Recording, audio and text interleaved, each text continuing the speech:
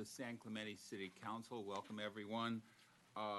We have an invocation by Katie Nickel. Still, can you hear me now? Okay, thank you. We have an invocation by Katie Nickel, the State Communication Director, Church of Jesus Christ of Latter-day Saints. Ms. Nickel, thank you. Please rise.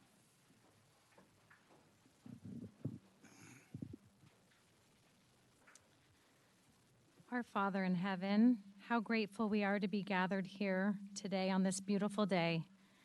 We are grateful for our country and for the freedoms we enjoy. We are grateful for those who serve our country and who protect our freedoms and for their families. We are thankful for the leaders of this great nation. Please guide and direct them. We are especially grateful for our local leaders and all the time and effort they put into their service. We ask a blessing on them, that they will rely on Thee to make important decisions. We ask that You bless them with wisdom, health, and a desire to work together for the good of our community. At this time of year, we ask that we will be more aware and sensitive to those who are in need, and that we will have love and charity in our hearts. We express gratitude and love for Thee. In the name of Jesus Christ, amen. Mr. Cabral, can you come to the speaker's podium and recite the Pledge of Allegiance for us, please? Please put your hand over your heart. I will. I pledge allegiance to the flag of the United States of America and to the republic for which it stands, one nation, under God, indivisible, with liberty and justice for all. Thank you. Please be seated. So, roll call. Let the record show that 4 members are here present. Knobloch, Ferguson, Ward, and James. And Mayor Pro Tem Duncan, are you on the line with us? Yes, I am. Yes, he is. So let the record reflect all council members are here. Mayor, point of order. Yes. We aren't going to be able to see the Mayor Pro Tem in our meeting tonight. I was told he was appearing by Zoom. That's what I thought. The other thing is I was not able to hear him at all. It was inaudible.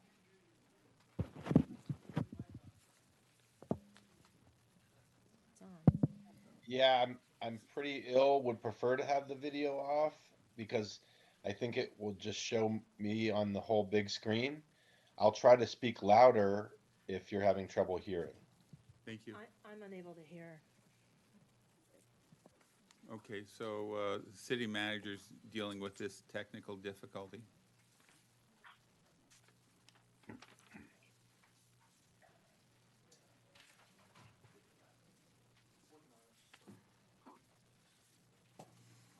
Okay, we're good.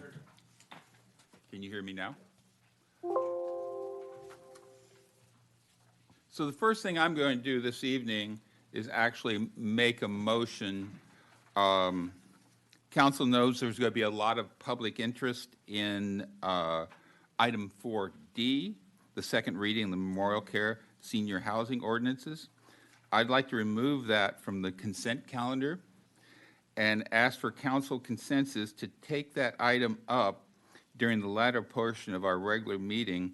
So at 7 o'clock, we will do that. Can I get I'll second that motion. Thank you. All in favor? Aye. Aye.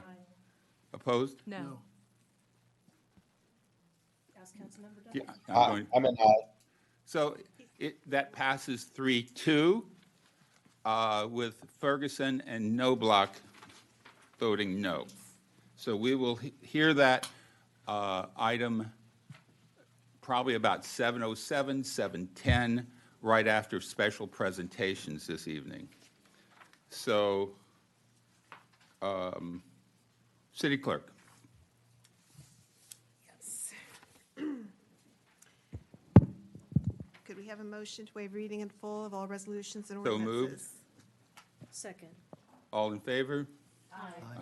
Motion by James, second by Ward. All voted in favor. Are there any items that need to be agendized? No. Okay. Oral communications. Members of the audience who wish to address council on matters that are within the jurisdiction of the city of San Clemente, but not separately listed on the agenda, may do so during the oral communications portion of the meeting.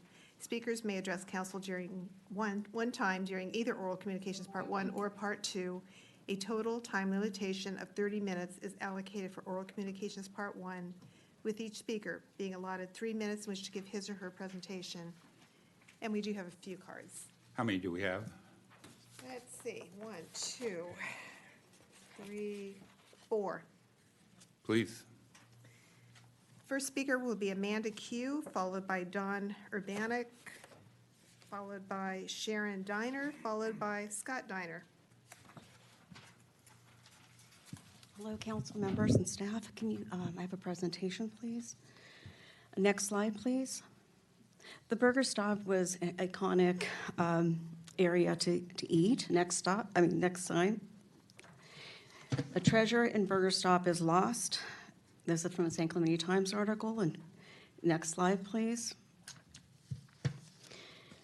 Tom and Bonnie Barnes wrote a letter to the editor regarding the Burger Stop. As we look at the massive freeway concrete replacement, we wonder about the cost or progress. Life in San Clemente is diminished by the closure of this treasured eatery, another successful small business sacrificed to progress. Next slide, please. The HOV lanes, this is the general location of the HOV lanes that are planned in San Clemente. Next slide, please. And in the green, you could see all that west of the I-5 freeway is going to be under the Coastal Commission. And this was brought up at the April 19th, 2022 City Council meeting. Next slide, please. On a conversation with Lance Larson on speaker with my attorney present, he mentioned that they are going to possibly be looking into that or studying that in their EIR. This is the visual simulation from Bonnie Barnes because the TSA had the same scenario of that. Next slide, please. Alternatives, this was from a previous study in 2019, and if you look at Alternative 2, one purpose general lane in each direction, Alternative 3A, one HOV lane in each direction, which is that, and then 3B is basically a managed lane, which is a toll lane. Next slide, please. In that 2019 study, it mentions the right-of-way, and it mentions where it could, the potential areas. Mentioned San Clemente High School, Concordia, the state park, and whatnot. Next slide, please. But what's important is, at these OCTA scoping meetings, they said that they did not have any kind of land or property set aside. That's false. In 2019, they already had studied this, and it says here, both Alternative 2 and 3A could result in partial acquisitions in 4 parcels, which consists of 3 residential properties and 1 commercial business, and temporary construction easements in 7 parcels. So, and then Alternative 3A are estimated to require approximately 956 square feet of additional right-of-way. So that's really very important, very significant, as well as the other one, 3B, for toll lanes, could result in partial acquisitions in 9 parcels, which consists of 8 residential properties and 1 commercial business. So they lied. Thank you.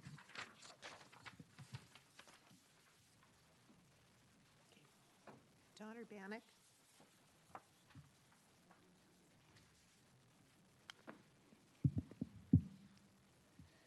I came tonight to present you with a notice of a complaint filed against me where 4 people from the city of San Clemente filed criminal charges of me regarding 3 one-sentence emails I wrote to you. That's called free speech. So I still don't know which 4 people did this, but I have some good ideas. And then I also want to give you notice that I'm filing a complaint with the State Bar for attorney misconduct, and that is going to Scott Smith, Chris Duncan, Steve Knobloch, Todd Allen Spitzer, DA, and DA Patrick Ronald Spires. And then I'm going to go to my hearing on December 1st, I think it is. That's what this is. And I'm going to plead not guilty, and then when I get my jury trial and I win, I'm going to sue the city and the county for malicious prosecution, and I will win. Thank you. Thank you.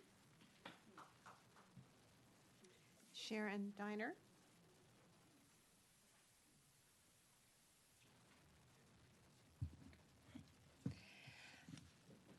Hi, I'm here to present some questions on a STLU, a short-term lodging unit application that was given to our neighbor, I guess, via lawsuit. It got extended at 2813 La Ventana. And our neighbors are very upset with this because he's now reapplying, and apparently he was just granted the STLU without anyone knowing because we weren't aware of the lawsuit. So we have some questions that we'd like to present regarding this because he did operate prior for 2 years. I only had to live through 3 months of it, and it was extremely painful.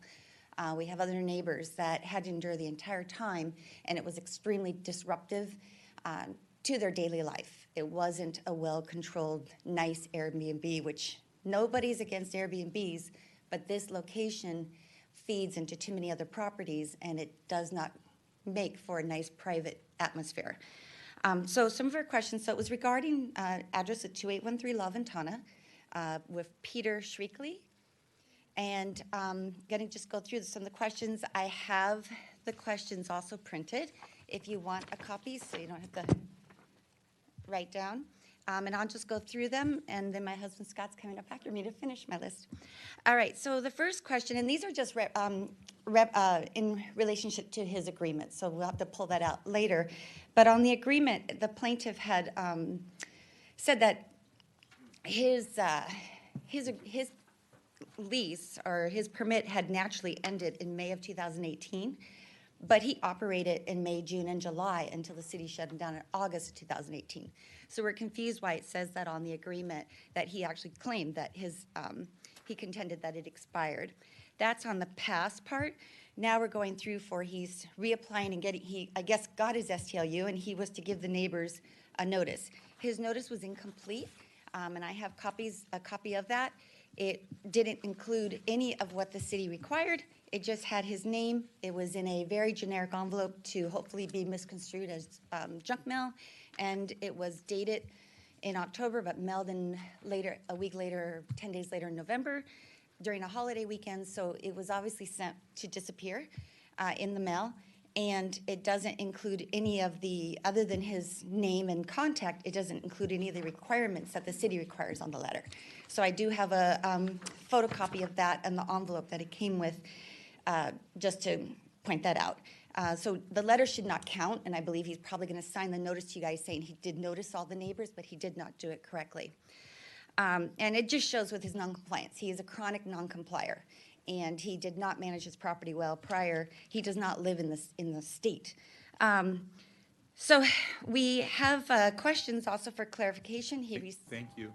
That's it. Okay. Ms. Diner, please contact me, and I'll set up a meeting with the city attorney Okay. for you and your husband.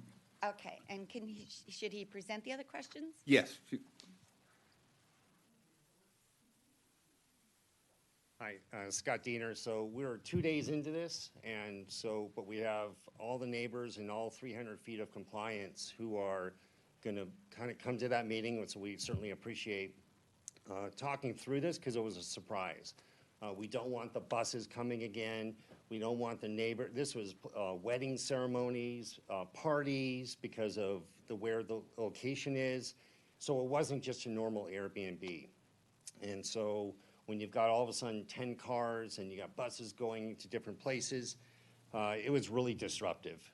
So when we look at the questions and you have them, request clarification on the 10-year zoning permit. Why 10 years? Because he is non-compliant, and obviously he got shut down for a good reason, and yet he was given a 10-year permit, which none of us were even advised to, so he sued the city. Obviously he won, got 10 years, And now all the neighbors in all directions, adjacent in every direction, are now saying, why? So we're looking to understand and how to, I guess, play within the rules, but then also his side, what is he going to do to make sure he is compliant? And then what do we do as neighbors if he's not compliant? Is it called code enforcement? Is it called the police? What is it? Because we're certainly not going to live through that again.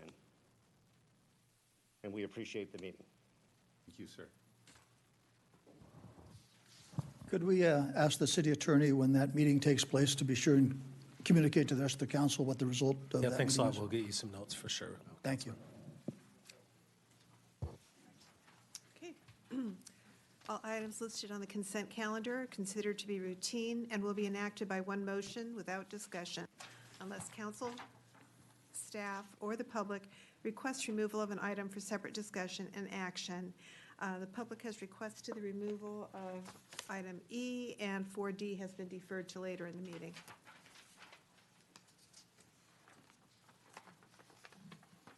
Okay, of course, we've already taken 4D off and moved it to after 7 p.m. And council, do you have any? I'm going to have one. So I'm going to request removal of 4B, subparagraph 3, zoning administrator minutes. And this has to do with a beer and wine license. And I don't think it's appropriate to talk about it this evening, but it will go to a public hearing on December the 6th, I believe. Hold on, I need to find that first. 4B, 4B, subparagraph 3, number 3. zoning administrator. Okay. Oh, wait, that's what's wrong. I don't know. It's 4B what should be numbered. Sorry, 4B what? 3. Oh, 3, thank you.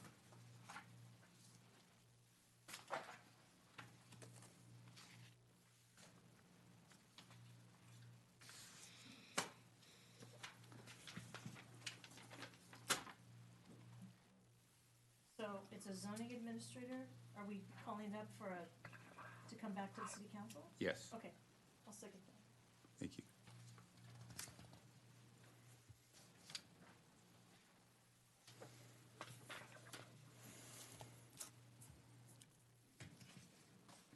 Does that require a vote? Doesn't require a vote. I can just pull it. Right now it's just pulled. We're just pulled. Oh, Okay? okay. All right, so I'm going to move for the balance. Second? Motion by James, second by Noblock. All in favor? Aye. Passes unanimously. Point of order, I'm not hearing Mr. Duncan at all. Yeah, I'm trying to mute, but yeah, you were right. That's unanimous. Okay, thank you. City Clerk? Yes, so item B3, that's the zoning administrator regular meeting minutes of November 3rd, 2022. So, City Attorney, that will come back as a public hearing, will it not? Yes, it's a hearing de novo. Okay, It's thank you. completely from scratch. City Clerk? Okay, was that the only item on the minutes? Yep. Will come back? So there were no other items that you No, need to we- approve? And we just voted to move the balance. Okay, I'll all second right that. then. We did it already. I think we have to do it on that item if you pulled it. We did that. Oh, thank you, okay. Okay, the next item is item E, which is a contract award for the Richard T. Steed Memorial Park pickleball design. And I do have 3 cards. First speaker will be Amanda Q, followed by Concerned Resident, followed by Marty Weinberg.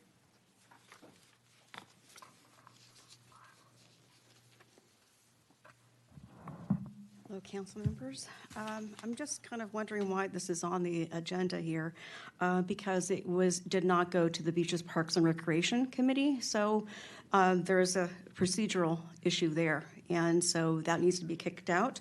Plus, in addition to that, there was no public input from the BP and our Beaches, Parks, and Recreation. So there is another one. So no public input. And third, with no funding for this project.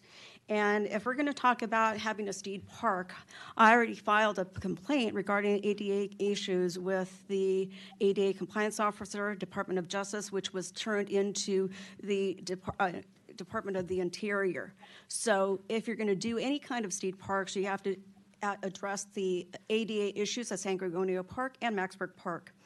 Also, there's no traffic study, no EIR, no CEQA, of course, and then this exceeds the scope of the 4 pickleball courts, and it is 16, so this goes beyond.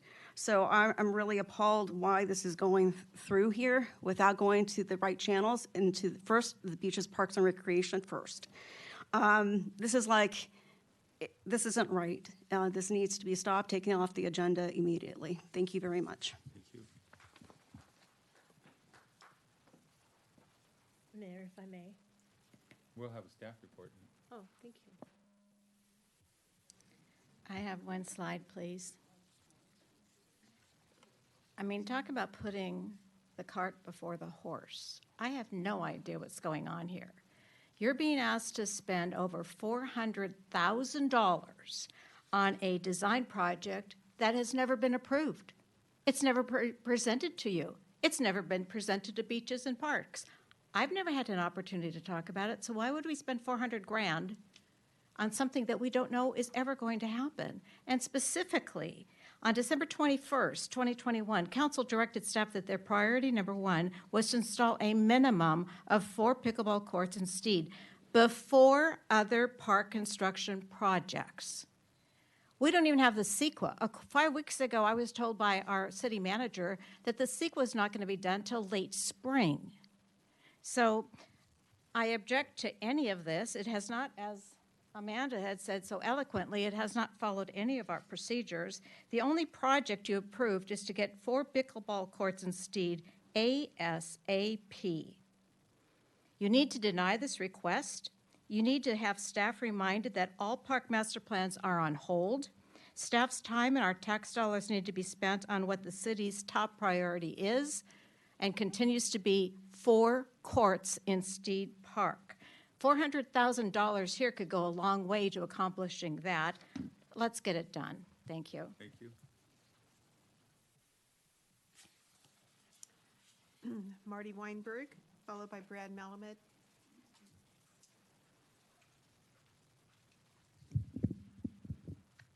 Good afternoon, Mayor, council members. I'm Marty Weinberg, USA Pickleball Ambassador for the City of San Clemente. I'm here this afternoon because pickleball is on the agenda, and I'd like to say a few words on behalf of pickleball. The pickleball community, we are thrilled, and we are in favor of the city building a new pickleball project at STEED Memorial Park. And this is the first I heard of the 4 courts. We thought it was 16 courts, and the reason why we were leaving was San Gorgonio Park was because of the noise complaints and the traffic complaints and all the other issues. So this is the first I heard about 4 courts. But I believe that we've outgrown San Gorgonio Park. I think it's time to move on to STEED once the courts are finished. And I do understand that we've had the noise complaints and the parking complaints, traffic complaints, and other issues. So it's refreshing to know that this won't be an issue at STEED Memorial Park. Pickleball is important to many people in the community of San Clemente. We now have several hundred people playing pickleball in San Clemente. And it's not like it was 4 or 5 years ago when I first approached council to discuss pickleball. Not many people knew what pickleball was even about. And I recall a few of us bringing paddles down when we would speak, and we would try to explain what pickleball was.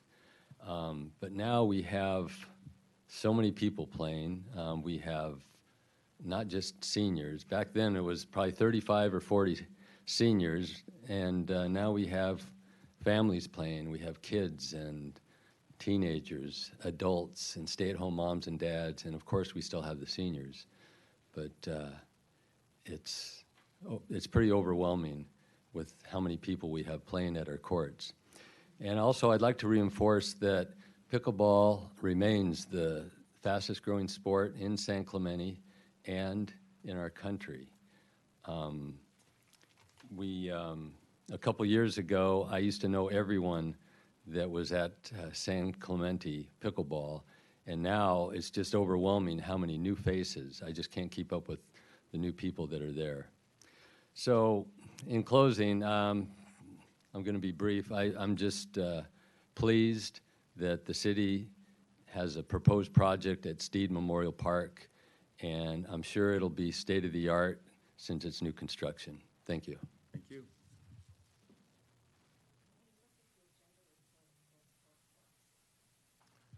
Council, I want to start by going off a little bit on the topic and thank Joanne Bade for all the years of service she's done.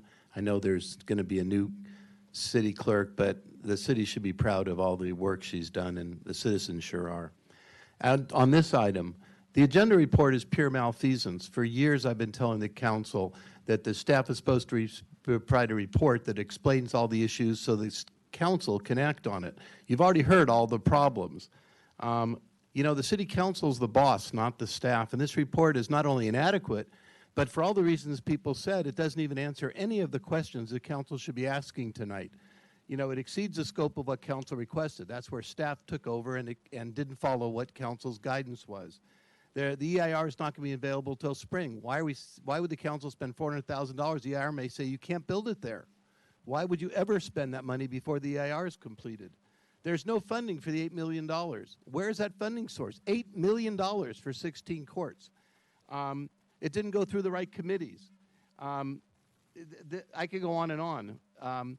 And 16 courts, right now there's 8. And a large portion of those are non-San Clemente people. Is this city really going to build 8 more courts for more? If you build it, they will come. And you're not charging. You charge for golf. Are you going to charge for pickleball? Is that how you're going to recoup the $8 million? And what happens when it overruns? So without identifying it, this item is so premature. Kick it to the next council and kick it back to staff to provide a report that tells you what's going on. Like I said, this is malfeasance, what you have in front of you. You're going to spend $8 million plus $400,000 plus who knows how much more, and you're going to do that on a one-page report? Further, that shows that this is the other malfeasance. It says that there were 3 bids, I think, may have been 4, and there was one that was $40,000 to $60,000 less. And the only explanation is one sentence: we think they're the best group. Well, then why didn't we pick Rod's Tree Service? Everybody wanted them. We picked the lowest bid because the staff said they're required to do that. Now when it fits their purpose, they're picking a higher bid. What's the law? Why hasn't Scott gone in on this and told us why they're able to pick $60,000 more? And more importantly, $400,000 to build 16 concrete courts and a bathroom? What's that about? How's that even reasonable? Has everybody lost their collective minds if you vote for $400,000? How about asking one of the citizens or a group of architects and development citizens to draft the first draft and to get everything done and provide something that the council can come back and say, yeah, we like that design. Now let's hire a company to just finish it. Why do we need other people, outsiders, to spend $400,000 to design a simple 16-court complex? There's nothing simpler I can think of. But thank you very much. I hope you do the right thing and kick this down and let the next council take care of it. Joanne, good job. Thank you. Do we have a staff report? City manager? We are happy to make a presentation right now. I'll ask Kyle and Samantha to do so. Here they are.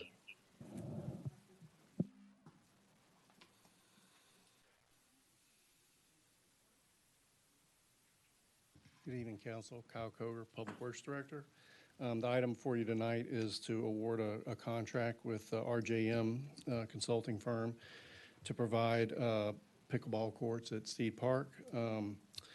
This project has gone to the Beach and Parks Commission, I believe, and they had say in the process.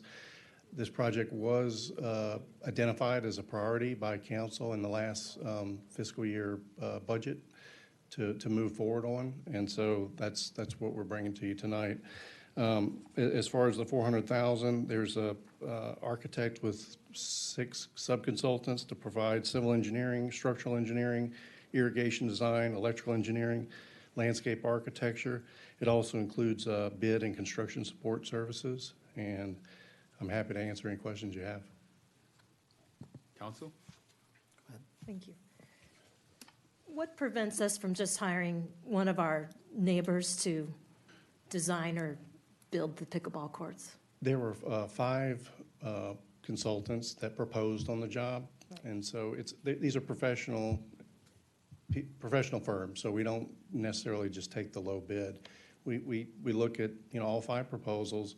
I believe a panel interviewed 4 of what they felt were the best firms, and based on experience and checking references and all that good stuff, they determined RGAM was the best one to go with. But when we actually do a project in San Clemente, isn't it true that we have to pay prevailing wage? And we can't just hire some local contractor who's not an approved contractor, doesn't have the requirements to do a city project. Is that true? That's correct. We have to pay, if the city is funding a project, there has to be prevailing wages that are paid. Okay, I appreciate that, because we've heard that before on other projects. Contractors will come in and say, I'll just do it for $100,000, and we can't actually do that. So these are projects for the public, and they have to be engineered and designed, like you said, and design is not cheap when you're doing all the things that you just listed that have to go into making up these courts. We estimated about 7 months to do the design work, and so that's a lot of sub-consultants. That's why it's so expensive. Okay, and so someone else said that CEQA is going to be in the spring, but we're doing the design and getting everything ready and applying for CEQA to get that approval. Yes, ma'am. It's a joint process. Okay. So as you're going through design, you're going through all the environmental. Right, so what is the next step for budget for the council for this next year? Is that actually looking at possibilities of when we could build it, and then maybe the 3rd year it would get actually constructed?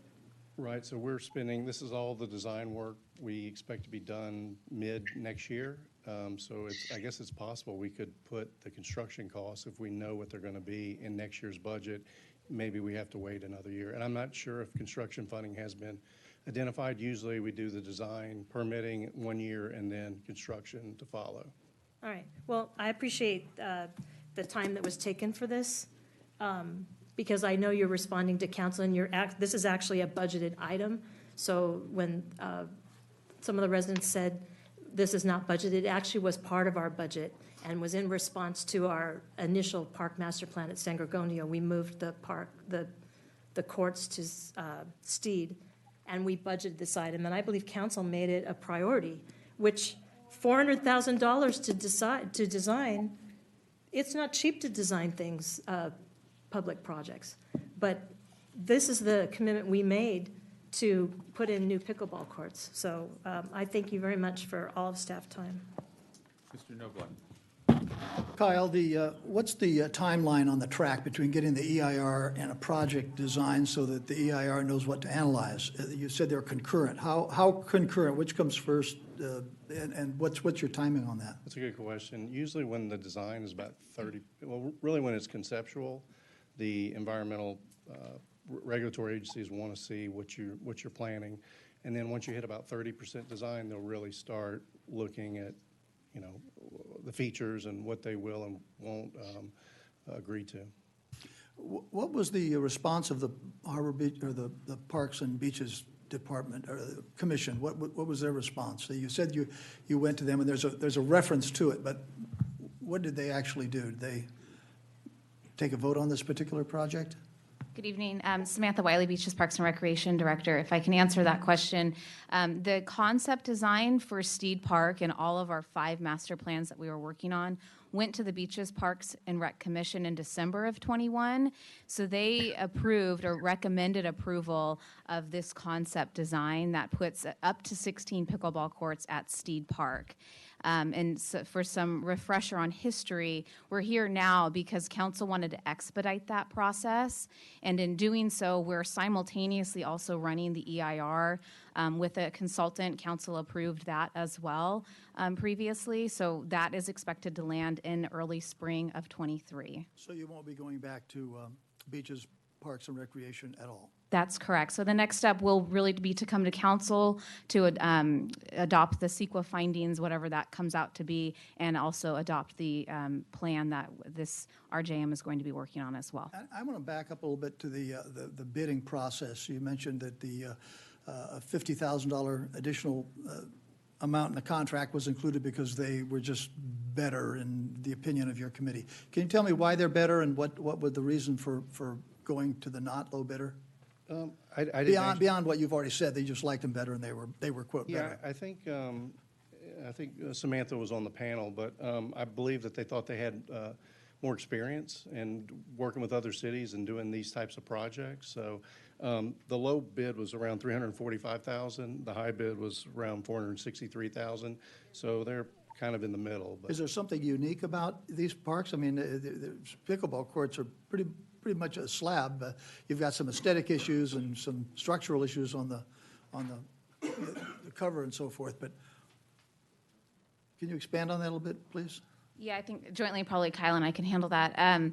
So RJM particularly, we liked them because they have a broader depth of experience related to pickleball facility development. And I think as this council is looking to establish what intends to be a facility for the future for many decades to come, we want to put our best design forward. And RJM appears to be able to accomplish that based on other experiences and their portfolio that they provided for us. They also have a really good team of folks to include professional pickleball players who are going to look to make sure our courts are facing the correct way. There's some very specific logistics that we want to make sure our facility is established and built correctly. We've seen parks not be built correctly, and we're paying for those even to this day. So that was really the effort in selecting RJM. Now, with the rest of the contract, there's going to be, I believe, soil testing. There's a lot of other elements that are going to go into this project that haven't been discovered, including utilities. That we'll be doing a lot of GIS mapping as well. It's because we're looking to add a bathroom. There's many other facilities that are going to build upon this. So again, we're trying to use all of our funding as appropriately as possible to not have to backtrack at a later date as well. What are the issues you mentioned, the courts not being placed appropriately? You're talking about angle of the sun or what? Yeah, and to the best of my knowledge, because it's not really my wheelhouse either, it has to do with the wind and the direction of the sun and kind of that setup, if you will. And the other firm wasn't capable of considering where the sun sets and how? They are, but this firm out the gate mentioned that at the forefront, which tells us that they are professionals in this area. They've done this before, and they know the ins and outs of pickleball court development within California and outside California as well. Okay, the last comment and concern that I have with this item is, again, I mentioned this, it seems like at almost every meeting when a contract comes up. Again, we have a contract that allows for a 2-year time frame. And I know, Kyle, I know you're going to tell me that you expect this work to be done well within the time frame. My concern is that our contracts should be for a service and give them a time certain, and not have a time frame that the contract is good for from the January 30th to January 30th, basically 2-year contract. Why don't we contract to say, I want the results and I want it by this date, as opposed to saying the contract has a lifetime of 2 years, which means if for whatever reason the economy goes south, they lose employees, and they don't get the job done in 2 years, they are off the hook in 2 years, having received all or a substantial portion of this contract fee. What on earth is wrong? And we had this discussion a year and a half ago, and the city attorney assured their council that our contracts would have a time certain built in, as opposed to just the contract goes for 2 years and after that it does, they're off the hook. Can you address the time issue and why that should not be a concern to this council? Yes, sir. The design and permitting is expected to take 7 or 8 months, and then we'll have about 3 to 4 months of putting the bid together, advertising, getting bids back from contractors, and then coming back to council to award, and then about another year to construct the project. So that's where the 2 years came in. About 8 months for design, another 3 to 4 months to get a contractor on board, and then another year to build the project. That's where the 2 years comes in, and it's like I said, part of this contract is construction management. If I may, just for 1 second. So what would be wrong with going with the line of thinking that Councilmember Knobloch has? What would be the problem with that? I mean, we could split this a lot of different ways. We could have the contract to where it's just design and permitting and end it after 7, 8 months, and then, hire somebody in the future. We'd have to change these bids because this is not the way these consultants bid. But I do feel like there's things in this contract that hold their feet to the fire. They won't get paid unless they hit certain milestones. And if this is a big issue to the council, I'm happy to work with the city attorney and change the way that we put these contracts together. But in my experience, these are fairly standard. Well, public and works. I appreciate that, but I have to respectfully disagree, and strongly so. When you have development agreements, you expect development. We had one on the agenda last week. We have one on tonight about a development agreement that has a 20-year lifespan. Things happen in the time frame to prevent contracts from being fulfilled. And I understand your concern, and I understand the anticipated time frame, but you could easily structure the contract that says, we expect your work to be done by this time frame, as opposed to saying the contract has a two-year life. We ought to be able to build into it the time when you expect the work to be done, and if they are doing contract supervision, construction supervision, why put a timeline on that at all? Just to say your job is to do this until the project is completed, as opposed to completion of the assignment, completion of the project, as opposed to an arbitrary time frame, which may or may not come about. That's my concern. I think it's just bad practice not to build that into every one of our construction contracts. So, Councilmember Knobloch, would you like to make a motion that we agendize that requirement going into the future?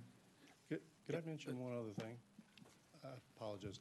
This is not a construction contract. This I is- understand, Okay, I understand, so but you said there's a construction supervision component to it. Yes, sir. All of our construction projects have a certain time frame, estimated time frame to finish the job, and then we assign liquidated damages if they don't meet that. Right. So we have a hammer to hold over their head. Not for this vendor, though.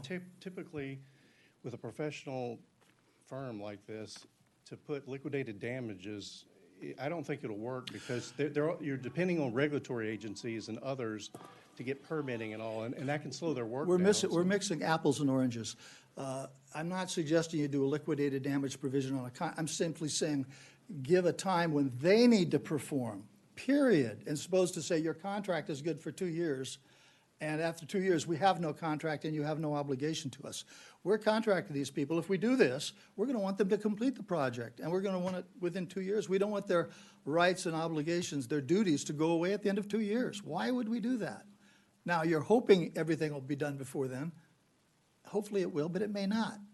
It's just a concern of simply. Mayor City and Council, Attorney. I was just going to suggest that we've talked with staff about this issue briefly in staff meetings. I suggest this is your contract template that the council approved for use with every contract. That's why staff's using it. So if there are reasons to deviate from that, let's bring back a discussion. Okay, well, the of that. discussion a year and a half ago, Scott, if memory serves me right, was Yeah. that our contract template would not provide for contracts for a particular time, but for the completion of an assignment, even if it goes beyond the time frame. I know, Councilmember, and I could and I would here argue that I think a contract should have a term, every contract. It should have milestones and a schedule too, which is referenced in section 3.1.2.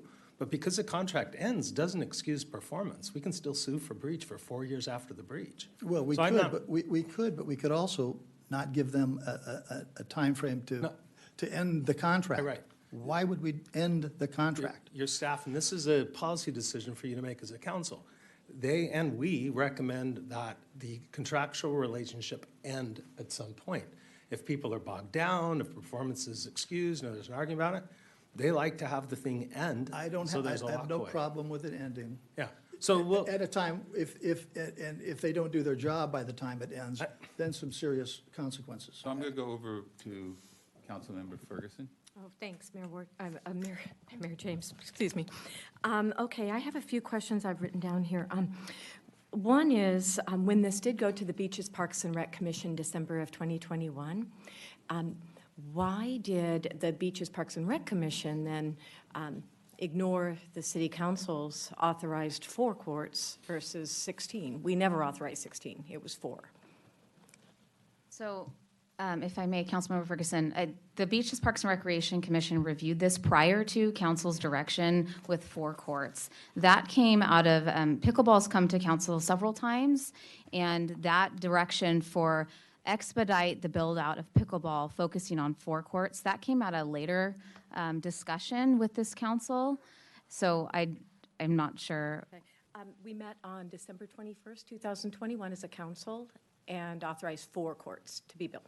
And BPR met when? After It's that? the second Tuesday, so it would have been prior to that meeting. BPR met prior to us? Correct. They meet on well, the second then we Tuesday. decided, council said 4, so that overrides their 16.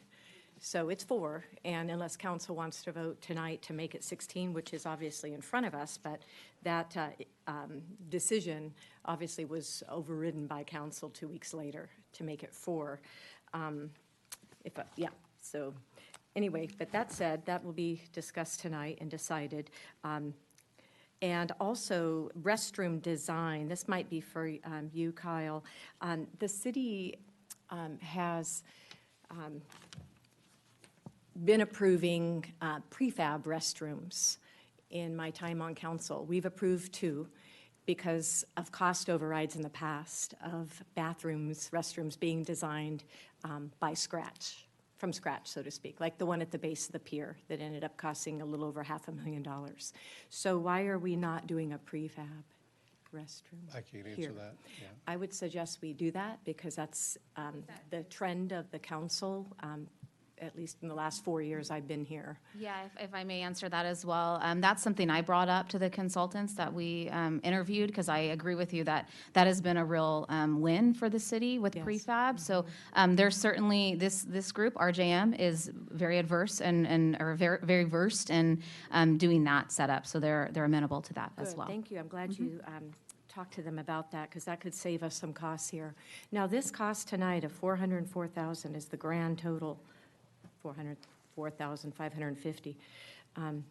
If, say, for instance, we do what is customary here and do a prefab restroom, are these costs, is this award fixed, or would those be reduced based on eliminating those kinds of costs from a project? We can negotiate with them. Okay, perfect. And I just have a question about 2 line items. I'm referencing page 35. It's in the fee proposal. Reimbursable expenses allowance of $18,000. Could you explain what those might be?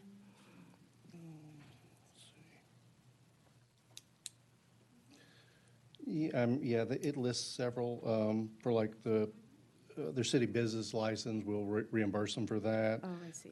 Some soil testing, permits, plan check and inspection fees. Okay. Handling of documents. A lot of times, sometimes travel will be in this as well. Okay, fair enough. And then the other question I have is regarding the task 3, the bid support and construction support. So someone else will actually construct it after they design it, right? But they provide oversight, is that what I'm understanding? That's correct. Okay, thank you. And then 2 more questions. On the same page in the fee proposal, it indicates this project, just to construct after the design, will cost $5 to $8 million. Has there been any thought by staff as to where that money is coming from? So the CIP that was approved as part of this package included a note that said that there's $3 million that have been allocated for fiscal year 24 in our CIP program, so we're estimating that out. Beyond that $3 million, the intention is to work with our Friends Foundation and to do some serious fundraising efforts as well as grant writing. Between Kyle and myself, we've got analysts that are prepared to start sourcing out grant funding as well. Okay, that's a lot of money to come up with, and what's the time frame for that? Because I know, we have in the past, when I used to work here, we did do a fundraising effort to fill a funding gap for the Vista Hermosa Sports Park, and it's hard to come up with millions and millions of dollars. I mean, easy tens of thousands of dollars here and there, but in the end, the city ended up selling the parcel of land across from the sports park target, to build the target to fill the funding gap, which I believe was about $14 million. So that's going to be a challenge, I see. So these design plans, how long are they good for? Say if they're designed and it takes 10 years to construct or come up with the funding, are those design plans still relevant? Yes, they are. They might have to update them if there are new standards that come out. So if it takes too long, you might have to go back and relook at it, but it's pretty much good. Okay. All right. And then lastly, what if after the whole environmental review process in spring, which it should conclude, determines that this project isn't feasible there at that location, then what? We might have to make adjustments, obviously. I mean, I think most of the project will get approved, but there might be a few things that we have to mitigate or adjust for. So we just have to take it as it comes. You mean relocation of the pickleball Maybe project? we don't have quite as many courts. Maybe we move something. I mean, there's lots of things that they'll look at, so we'll have to kind of adjust as we go along. Okay, all right. Thank you both for answering my I questions. have a couple things, and I'm going to have a suggestion for Mr. Novolak. And I'm going to ask questions that actually you've already been asked. This did go through BPR. This did go through BPR. Can I get a verbal on that? Yes, it did. Right. And it came, and the BPR suggested 16. The council went with 4. Is that correct? That's correct. In that order, it was commission and then But it's council. being designed in such a way that it's scalable. We can go to 8, we can go to 12, we can go to 16. That's correct. And to Councilmember Ferguson's point about the funding, there is potential that we look at this in phases. So maybe phase 1 is 4 courts, and then we can build into phase 2 when there is additional funding. And we can't go through the CEQA process without having the design work done. Is that correct? That's correct.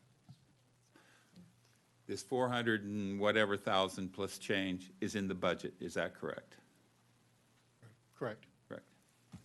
Mr. Novolak? Question regarding fees before you make yeah. your suggestion. We're not discussing fees tonight, but I think with the spectacularly popular success of pickleball and the number of people that want to play, especially from outside San Clemente, because I know a lot of outside folks come here because we have courts available. I think that's something we ought to keep on the burner. You're taking the words right out of my mouth. That was my next thing. Okay, I didn't mean to do that. No, but, you're fine. And with the discussion we've had, I'm in favor of expanding this ultimately, and I think we can move forward. I would suggest that the contract include a provision that the contract continues until the assigned work is completed unless terminated sooner by the city. So, Mr. Novolak, I think you raise a bigger question, more global question, and that is of should you have a finite date or should it be an open date?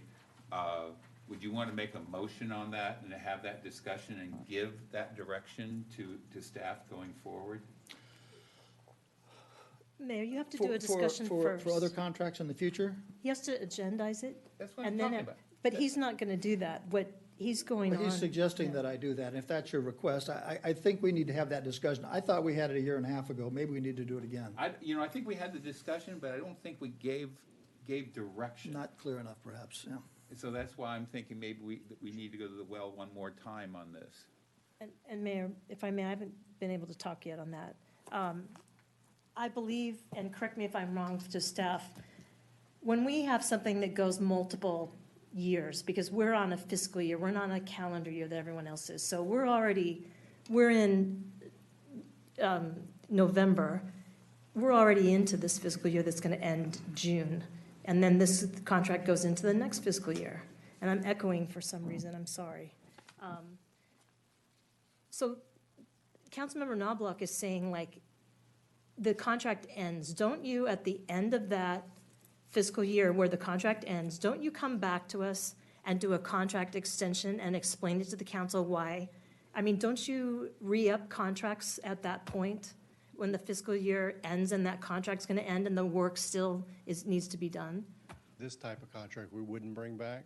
This would be for 2 years, 400,000. We do have contracts where we might have a 2 or 3 year baseline and then extensions, like optional years, and we will bring those back. And, you know, a lot of it depends on how the agenda report's written of, you know, can the city manager just approve the additional years, or does it need to come back? So there's different ways we do it. What we do, if I may, if a project is funded, as you just described, if it Right. were funded tonight, and the project were, as Councilmember Noblock anticipates, as we all know to be true, this project will go beyond this fiscal year. Those are called carryovers. So if City Council approved it, the funding is defined by the council. The funding is made available through the fiscal year, along with the contract. Right, okay. So. It doesn't disappear on June 30th. Right, so my point is, all of this problem about it as an end date, and you want someone to do the work, all that they have in there, all the checks and balances and the check-ins and all of that, that work is gonna get done. What I'm concerned, when you talk about rushing it seems like we're rushing, like hurry up and get that work done in this fiscal year or by next fiscal year. There are times where that's not going to happen, and we're planning this park. It's supposed to be one of our premier parks where we have an opportunity to do this great snack bar and actually make some money on the concessions there. This is the park that we're looking at. Pickleball is going to be a big part of that. This is a decision that the council made the last fiscal year. We need to stick with the plan of what we did. My memory is the mayor, what you said is, you know what, can we just get 4 courts built? I mean, because we know how much this costs. This is a big expenditure that we are making, a big promise that we're making, a commitment to the community. So, you know, I don't think we should get caught up on it's 4 courts, it's 16 courts. We're just designing for the expansion of this park. If you just start out with 4, you're not going to plan the park correctly. And they said that if this doesn't happen, you know, they use the 10 years, it's going to happen. But if it doesn't happen, that design is still going to be good for the next 10 years. So that's important. So if I may, this is why I asked the question, is this, are they doing it in a modular manner or scalable? I think I said scalable, because I think that's important, because, you know, build it and they will come. It's the future. Right. But we've already had this discussion on this I park. understand I think we're going way too far on this tonight, and it's unfair because we budgeted for this. And this is just getting it going. And staff did all the work that, you know, when we do a budget, they go to work the whole year on what we say to So do. let's call for the question. Do you have a motion? I do have a motion. I haven't been able to comment yet. Oh, thank you, I Chris. forget about you, sorry. Yeah, I'm sorry. Yeah, just want to make the point. First of all, fantastic work by staff carrying out our direction. So why we nitpicked, and I think this is going to be a trend tonight, why we're nitpicking staff for doing something we told them to do is beyond me. It was a fantastic job, great presentation. This is exactly what we asked for. Councilmember Ward hit it on the head, and I was going to say that, and I'm glad she said it first. We prioritized 4 courts. We said, let's make sure we see if there's a way to get 4 built as soon as possible so we can get people moved out of San G. It wasn't, let's only build 4. That's crazy. We know this is going to be a bigger group of courts. We want to have it be a destination for pickleball. You don't design for 4 when you want 16. You design for 16, and then you build 4 early if you can. That's what we told them to do, and that's what this is all about. So I just want to make that point. The other thing is, and I want to make sure that this is communicated to the consultant, the designer, because again, we're only talking about the design. People are getting so caught up in construction, this hasn't been done. This is about the design, the very first thing you do. And so we want this to be a tournament setting though, right? And I want to make sure that when the design for 16, do we get there? I don't know, but we're going to design for 16. We want it designed for a tournament setting so that we can host there. And that's where we make the money. It's not charging people from, you know, the other side of town that want to play on a weekend. It's the tournaments. That's where you make the money, just like softball. And so that's what we want to make sure is there. I just want to make sure with Keel and Samantha that has been communicated to the design consultant that's going to be part of the design for us to consider at least. So, thank you, sir. I'll make a motion if it's appropriate. Please. Did you have a? I just have a follow-up question for Mayor Pro Tem Duncan. What meeting did we or Beaches, Parks, and Rec Commission ever discuss being a tournament site for pickleball and accommodating all the folks outside of San Clemente for pickleball? I don't recall that. You said it's supposed to be a tournament site, and that's why we need to build more. We haven't publicly discussed that. I did not say what you just said I said first. So thank you for saying something I didn't actually say. I'm saying now that we want this to be a pickleball tournament setting, perhaps, and I want to make sure that we communicate that with 16 courts. That's what you naturally would be looking at. But that's my suggestion. Is Okay, that thank you. we That's have your suggestion. Thank you. at least be looking at that, because that would be the smart thing to do. I'll make a Okay, motion. thank that- you. I didn't miss I'll- anything then. I'll make a motion that we approve and authorize the Public Works Director Engineer to execute contract C-22-67 by and between the City of San Clemente and RJM Design Group, Inc., providing the engineering design services for the Richard T. Steed Memorial Pickleball Courts in the amount of $404,550, with the modification that the contract be extended until the assigned duties are completed or until terminated by the city, whichever comes first. Second. That's fine on the So, contract. City Clerk, I heard someone say there's still public comments?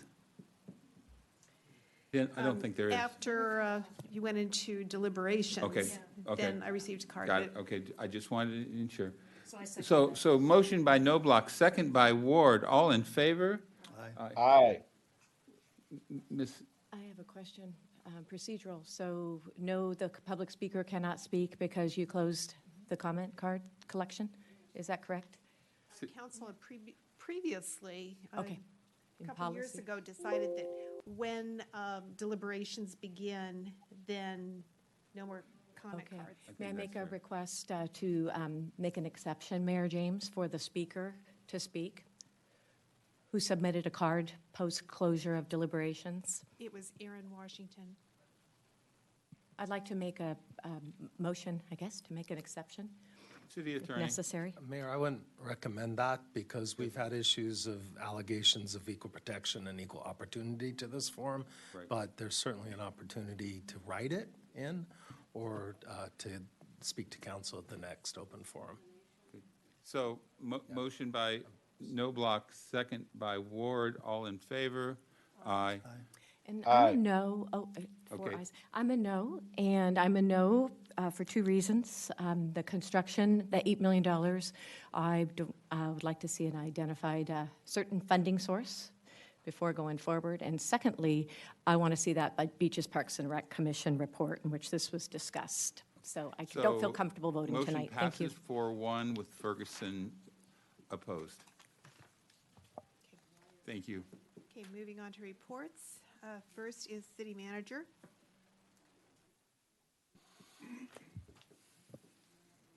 Thank you. I'd first like to thank City Council for your patience in my absence. I appreciate it. I'd also like to thank our Community Development Director, Cecilia Gallardo-Daly, for stepping in for me and concurrently doing her existing job. I really appreciate it. My wife appreciates it. I'm happy to be back and look forward to serving you all the way until you make an appointment and that appointment arrives. I'd also like to mention that the City Manager's Office approved 2 contracts. Lisa Pope for Commission Committee meeting minutes preparation, $13,500. And CAM Group, a third amendment to furnish and deliver 19% aqua ammonia for water treatment. An increase to $30,000, pardon me. That concludes my report. Very good.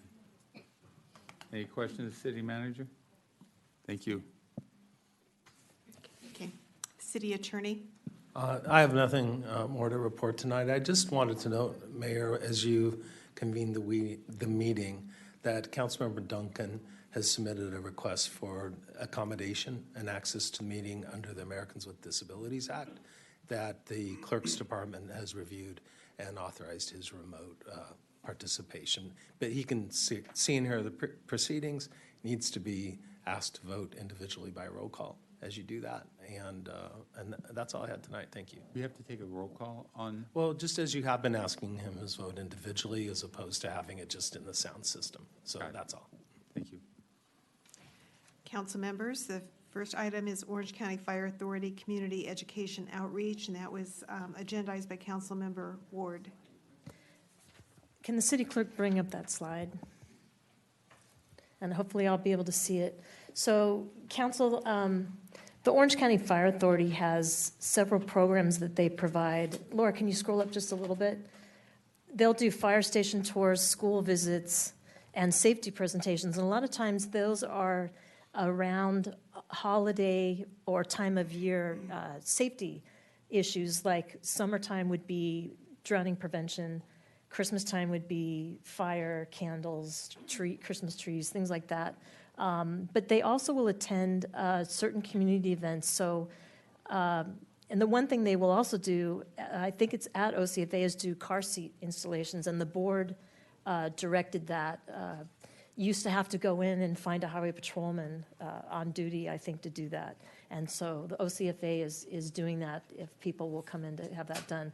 But I sent this to the Human Affairs because I think they have a community event coming up and told them that they could maybe have something from the fire department there. They should go through the city on that. But I also would ask the city manager if possible to just put this on our city website. And I just wanted to bring it up to council that they do offer these different things. And a lot of cities take them up on it, and I think our city doesn't do it very often. So that's why I'm bringing it up. Whatever happened, Councilmember, whatever happened for years and years, October was Fire Prevention Month. Is it October? I thought it was October. I think they do come, and we do a proclamation, don't we? I mean, we do so many, I can't remember. Okay, Yeah, okay. we do so many. So it is true, and they'll come for the summer when it's Drowning Prevention Month. I want to say that's May, but I could be wrong, and it's June. May? Okay. Mr. Doblock. No, nothing. Ms. Ferguson. The only thing I have is I want to commend OCSD for, I believe it was Thursday or Friday last week. I was out of town. The sheriff's deputies on patrol spotted a fire in the Marblehead area, and they immediately dealt with that fire. That fire, had it not been observed by the sheriff's deputies, would have grown exponentially and posed a significant threat to Marblehead. And so shout out to Tony and his team. There he is back there. Captain, thank you very much. Good job. But it does raise a question, and I already discussed this with the interim city manager. We're supposed to have a program of an active drone program looking for these vagrant encampments, and we need to ensure that we do that, whether we contract with someone or we use our park rangers or code compliance people. I think there's no such thing as fire season anymore. Year-round is fire season. But for the grace of God and sheriff's deputies being there right when it happened, we'd be having a significantly different conversation this evening. That's all I have. Oh, Chris, I'm sorry. I keep on forgetting about Chris. Go ahead, Mayor Pro Tem. No, I'm fine, thank you, though. But I do want to say I was right at the location where the fire started, and concur, Mayor James. I saw the deputies just immediately respond, and that was really awesome to see. So thank you, Tony. I will second that. Very good. Okay, are there any council subcommittee updates? Okay, closed session report, city attorney. There's nothing to report tonight. Thank you. Okay, moving on to special presentations. The first is presentation by Michael Aguilar. We'll do that at 7 o'clock. That's when they're going to be here. Okay. October update on the homeless issue.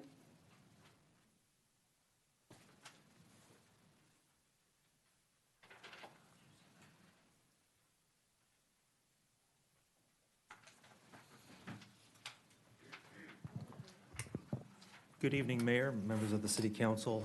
Adam Matamian, Deputy Community Development Director. I am joined tonight by our new Code Compliance Manager, Guillermina Torrico, and I will introduce her in just a second. But I will begin by presenting this last month's outreach report. So last month, we had 2 community outreach workers, our community outreach team. The second, the newest position, staffed by Troy Shanker, was in training last week, and so the numbers reflect those two, the two community outreach workers working together. And so there's a number of statistics that remain consistent with previous months. We do anticipate some of these numbers going up just due to the additional staff. The number of outreach contacts has remained the same, similar to the previous month. The number of unduplicated individuals, I'm getting a little feedback here. The number of unduplicated individuals has risen a little bit from September, and that is, we find that to be typical of the colder months, and a result of fewer shelter options being available. One thing that you can glean from these numbers related to having 2 outreach workers now is the number of case management hours rose sharply, and that was due to having 2 people able to work on case management with the individuals that we are making outreach with.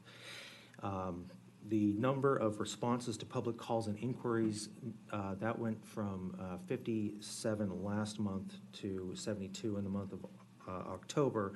That's actually not a result of having additional staff. That is a result of there just being more complaints during that month.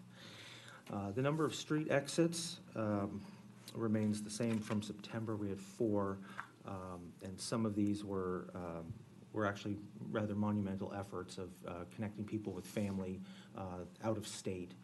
I will say having 2 community outreach workers is already showing some payoff this month. There have been 3 street exits just this last week alone, so we are hopeful that this number will increase as well. The number of new arrivals remains relatively consistent with previous months, and with that, I will end the report on my report on the data. I do want to report a little bit on the weekend activities of our new community outreach worker. While not all resources are available, not all partner agencies are open over the weekend, there are still a number of things that we can do, and those relate to doing interviews with people for the county's Homeless Management Information System, or HMIS. We can still make referrals over the weekend. We can still offer transportation assistance to help people take a train or a bus to see family members that might be able to take care of them. And then as well, we have gotten a lot of really good feedback from the public seeing our community outreach workers, our community outreach worker working over the weekend. So we've got a lot of members of the public, especially down by the beach, that will come up and approach and are interested in the work that is being done. And so with that, this will be my last meeting doing this report. I will be handing this off to Guillermina. She will be with you next month to present this report, and Guillermina will be taking over the Code Compliance Division, overseeing code enforcement, park rangers, and the community outreach staff. She comes to us from the city of Fullerton as the code compliance manager there. So we welcome her, and we are available for any questions. Council. I just wanted to say welcome, Guermina. Happy to have you here. And secondly, for Adam, I guess, good to hear that 2 outreach workers are 7 days a week coverage. What are the hours that they're in the field, you know, compared to being in the office? And then I'm sure they have a lot of, you know, work to do too on the management of their contacts with those who are homeless. But can you let us know maybe the ratio of in the office versus out? The vast majority of their time is spent out in the field. They'll typically come in the morning, check emails, phones, prepare basically their plan for the day, and then they'll be out in the field until about 4:30. Around that time, now, especially now, it's getting dark. People are not as receptive to engaging with our community outreach team as they would be earlier in the day, and so they'll finish the rest of their shift, which typically ends around 6 p.m., doing office work, case management activities, things of that nature. Okay, excellent. Thank you. Very hands-on. Mr. Noblock. No. Welcome aboard. Thank you. I just want to say thank you. Coming from Fullerton, it sounds like you have a lot of experience, but welcome to San Clemente. I think you're going to get to know a lot of people. Thank you so much. You're welcome. So Happy to be here. I continue to be concerned about the growing number of vagrants, particularly criminal vagrants in our community. And, you know, this list here, I'd like to see it refined somewhat. First off, it becomes an eye chart. It's kind of hard to see from up here. But the number of, I want to see the number of service-resistant folks and people who are refusing to go in shelter, being offered shelter. I want to see those people who have been sheltered and come back on the street. And I mean, I know who a lot of them are, so I know your team knows who a lot of them are, because I think this only tells part of the story and doesn't tell the diagnostic part of the story of how to get to the root problem. I would like to see this chart this form be more of a living document and refining it and making it a more perfect document. Got it, okay. Thank you very much and welcome. Thank you, Mayor. Thank you. Okay. So now is ordinance number 1737, second reading. 654 Camino de las Meras, senior housing and medical No. office. I thought you said after special. That's going to be after special. Yeah, that's going to be at Oh, 7 my mistake. o'clock. Okay. Apologies. So then moving on to unfinished business, consideration of establishing a policy for night surfing at the San Clemente Pier. And I don't have any cards on this item.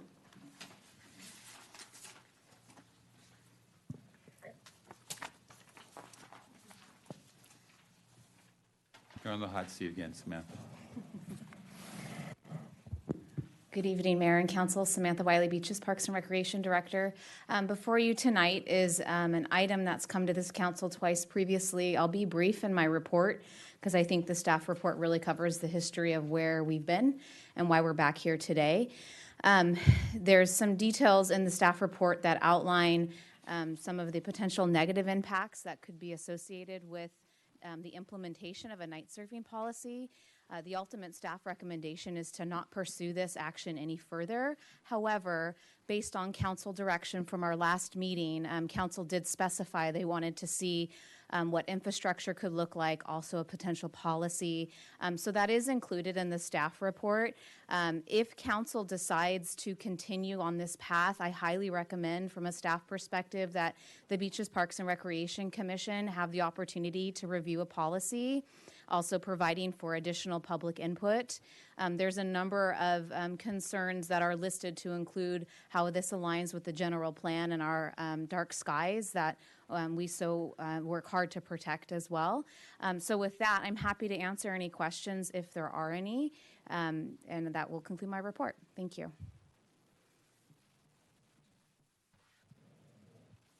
questions, Council? Yeah, I guess my first question is, I don't see a clamoring for this. That's correct. That's what we've come to understand at the staff level as well. I mean, we've been talking about this for probably 18 months now. At least. Oh, yeah. 2 years. It Chris predates Allen, you. Yeah. We've been talking about this for 2.5 years now. And I've yet to get one note, one call, one person approaching me on the street who wants this. It seems like there's a lot of downsides to this. Council? Yes, ma'am. Is it me? Yes, you. Yeah, I'm just making It's you. sure it was me. Okay. So I know why we did this. It was a request of an outgoing council member. And if there was night surfing for the daylight savings, we'd get some people, but they're not, no other city does this. So there's not a clamoring for it. And that was important in the staff report because I didn't know that. And that's why we asked you to look into it. But my concern, we never said that there would be lifeguards. So I'm happy to hear that there's no liability there.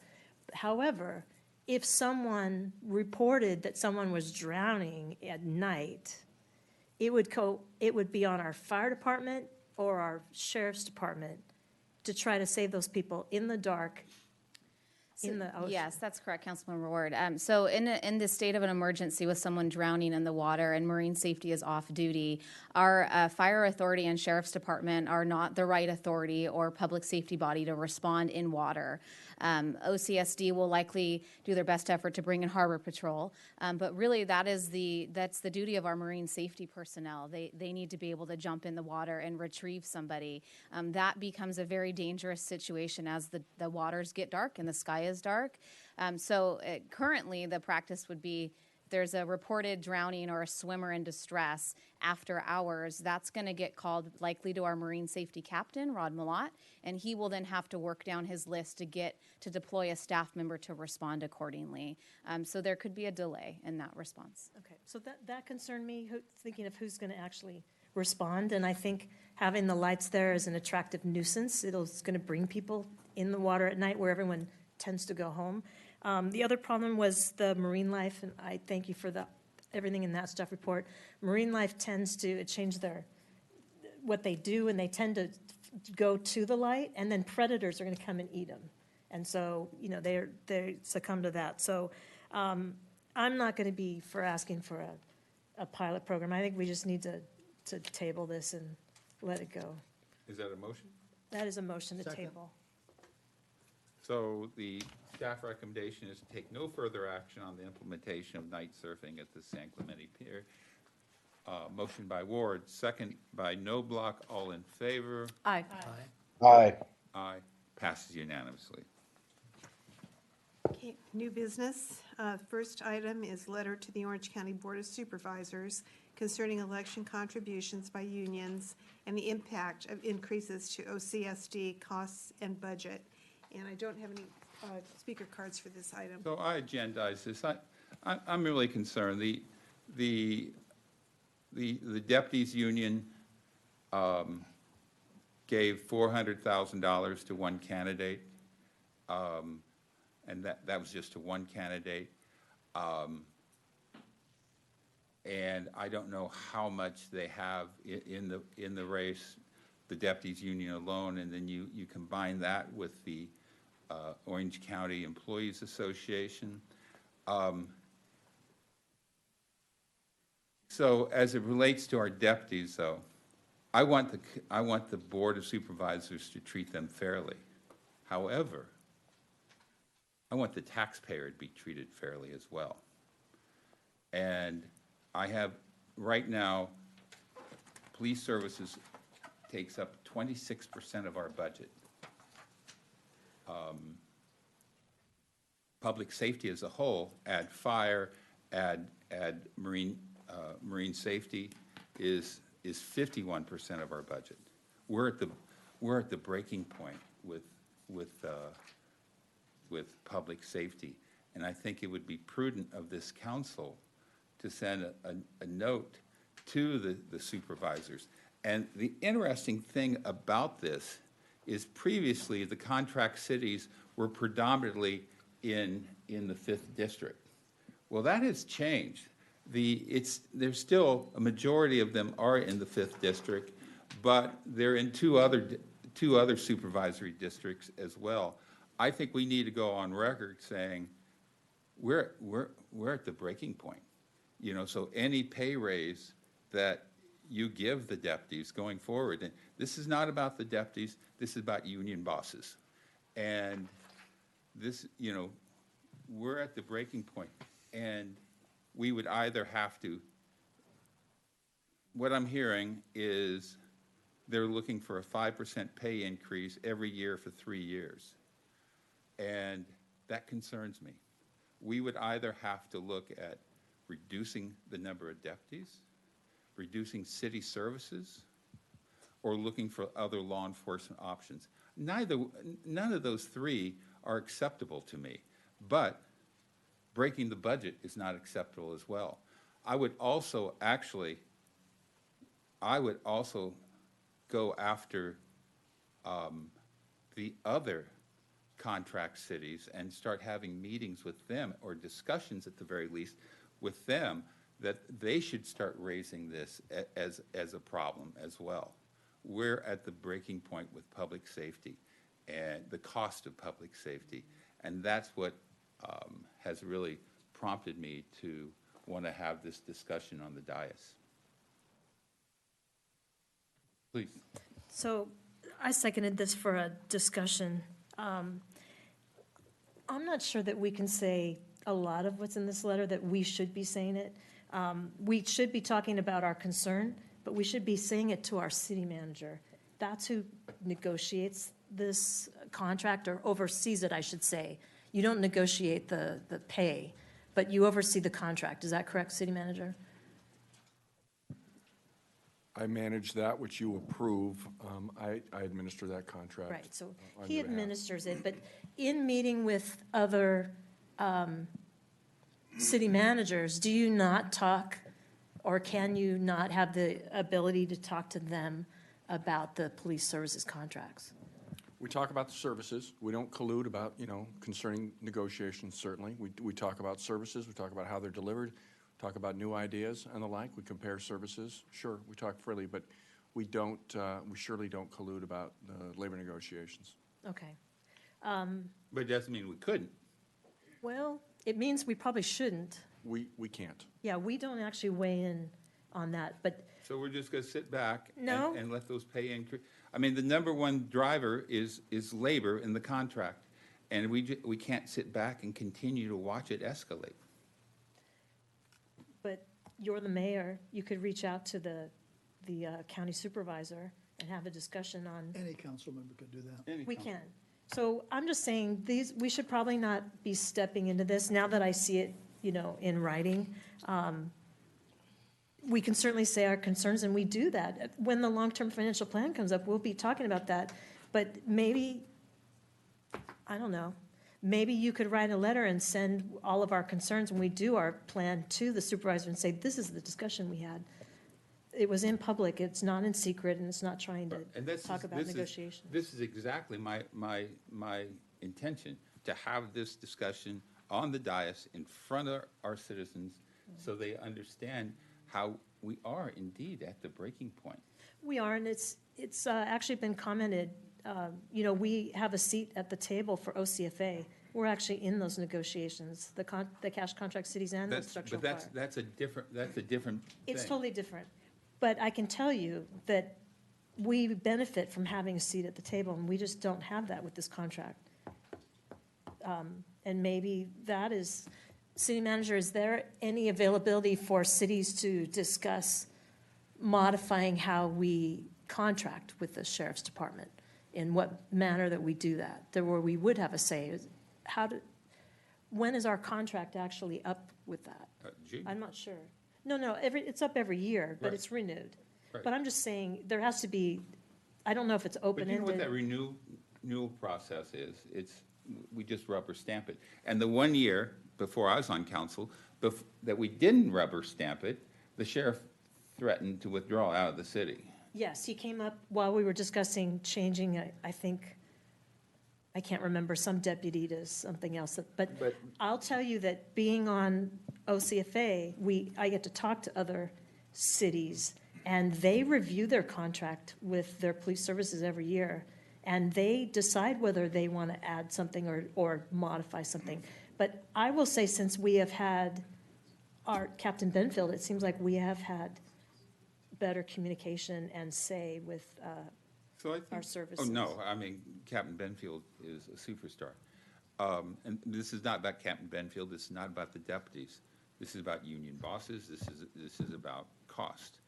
And I would submit that I'm willing to withdraw this evening, but the first meeting with the new council, I would suggest that we would create, and you're probably going to be on that, I would suggest we create a subcommittee to oversee, to take a look at that contract. And again, I would say that that is the city manager's job, to work with the mayor, whoever's the mayor at the time, and the council. And if we have concerns, he administers that contract and he talks directly to the police services. But, so and hear right you. now, I would have a concern of doing any more subcommittees. I really would. We need to probably take a agree with break. you on that. Yeah. Mayor, if I may. Yes. I don't want to jump ahead of the council member. Go ahead. I'm I'll interested be what you very have to brief. say. He's used to it. The county contracts are approved ultimately by the Board of Supervisors. I would suggest your voice is with our district supervisor, because that's where the vote is. It's not, this is a different animal from, it's a different agency, constructed under a different format than the fire authority. That's right.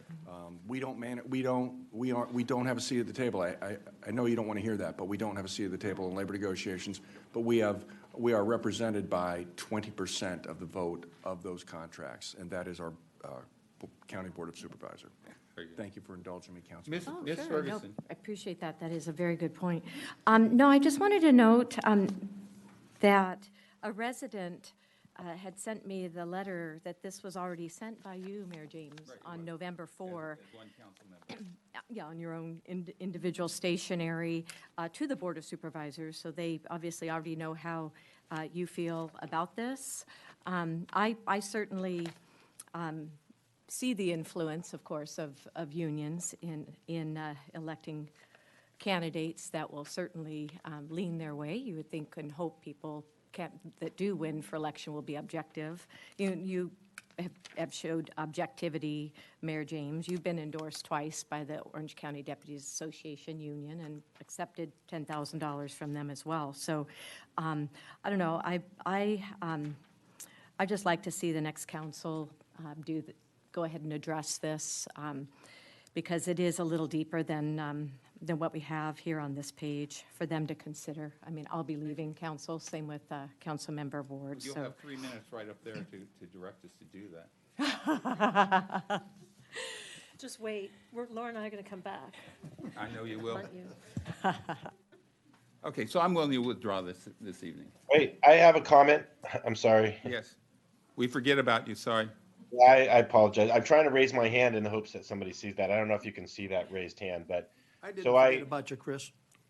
Yeah, thank you, Steve. Yeah, I mean, I think some important points here. One, we should not and cannot get involved in labor negotiations and influencing the labor negotiations. And we actually had this come up at the Freedom Foundation a little bit earlier in the council. We need to stay out of that. Let the people who are negotiating labor contracts do that and not try to impugn the unions who are trying to stand up for their members at the city level or for OCSD.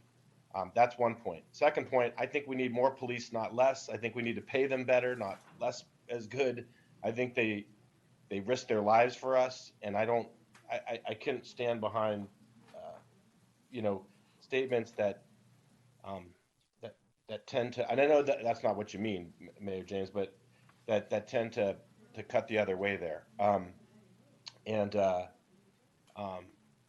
So it sounds like you're going to withdraw it. I agree with that. And I think the proper channel should be, as we've discussed, that it's our county supervisor, whoever that is. That's where we can develop the relationship and influence it. And if we need to address the costs, as I've said numerous times, We need to raise revenue. That's how you address rising costs. You don't just keep cutting stuff that you need for the city. We need more revenue so that we can hire more deputies and more city staff and get fully staffed. So just want to make that final point. Thank you. Okay. So it's, Do you need a motion to table that, or you just want, you're going to? I'm just going to table it unilaterally. Okay. It's 6:37. At 7 o'clock, we'll do the special presentation. General Aguilar is here from the Flying Leatherneck Museum. Hello, sir. And so we will adjourn until 7 o'clock. Thank you.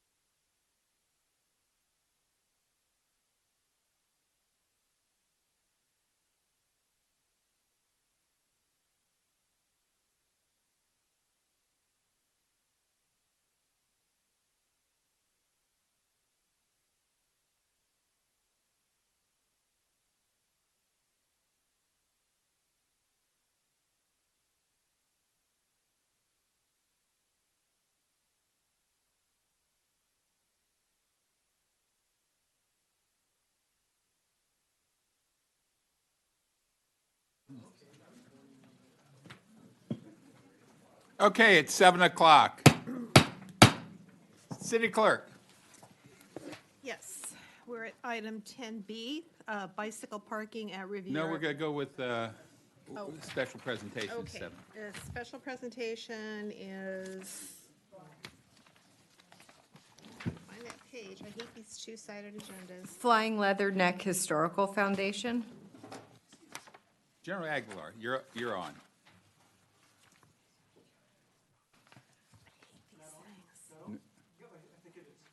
Okay, well, great. Well, thank you very much.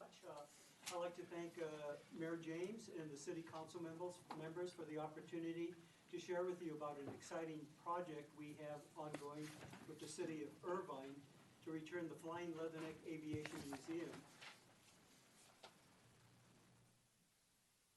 How's that? A little bit? Oh, There you go. You're now I good. can hear myself. Thank you. Okay, well, again, I'd like to thank Mayor James and the City Council for the opportunity to share with you an exciting project. The Flying Leatherneck Historical Foundation is working with the City of Irvine to return the Flying Leatherneck Aviation Museum to its original home at Marine Corps Air Station El Toro, now called Great Park. Next slide, please. So let me start off by sharing a little bit about who we are. We are a bunch of aviation enthusiasts, retired Marines, and just supporters of museums and aviation. Our mission, our immediate mission is, as I said, to return the Flying Leatherneck Aviation Museum to its original home at Marine Corps Air Station El Toro, Great Park.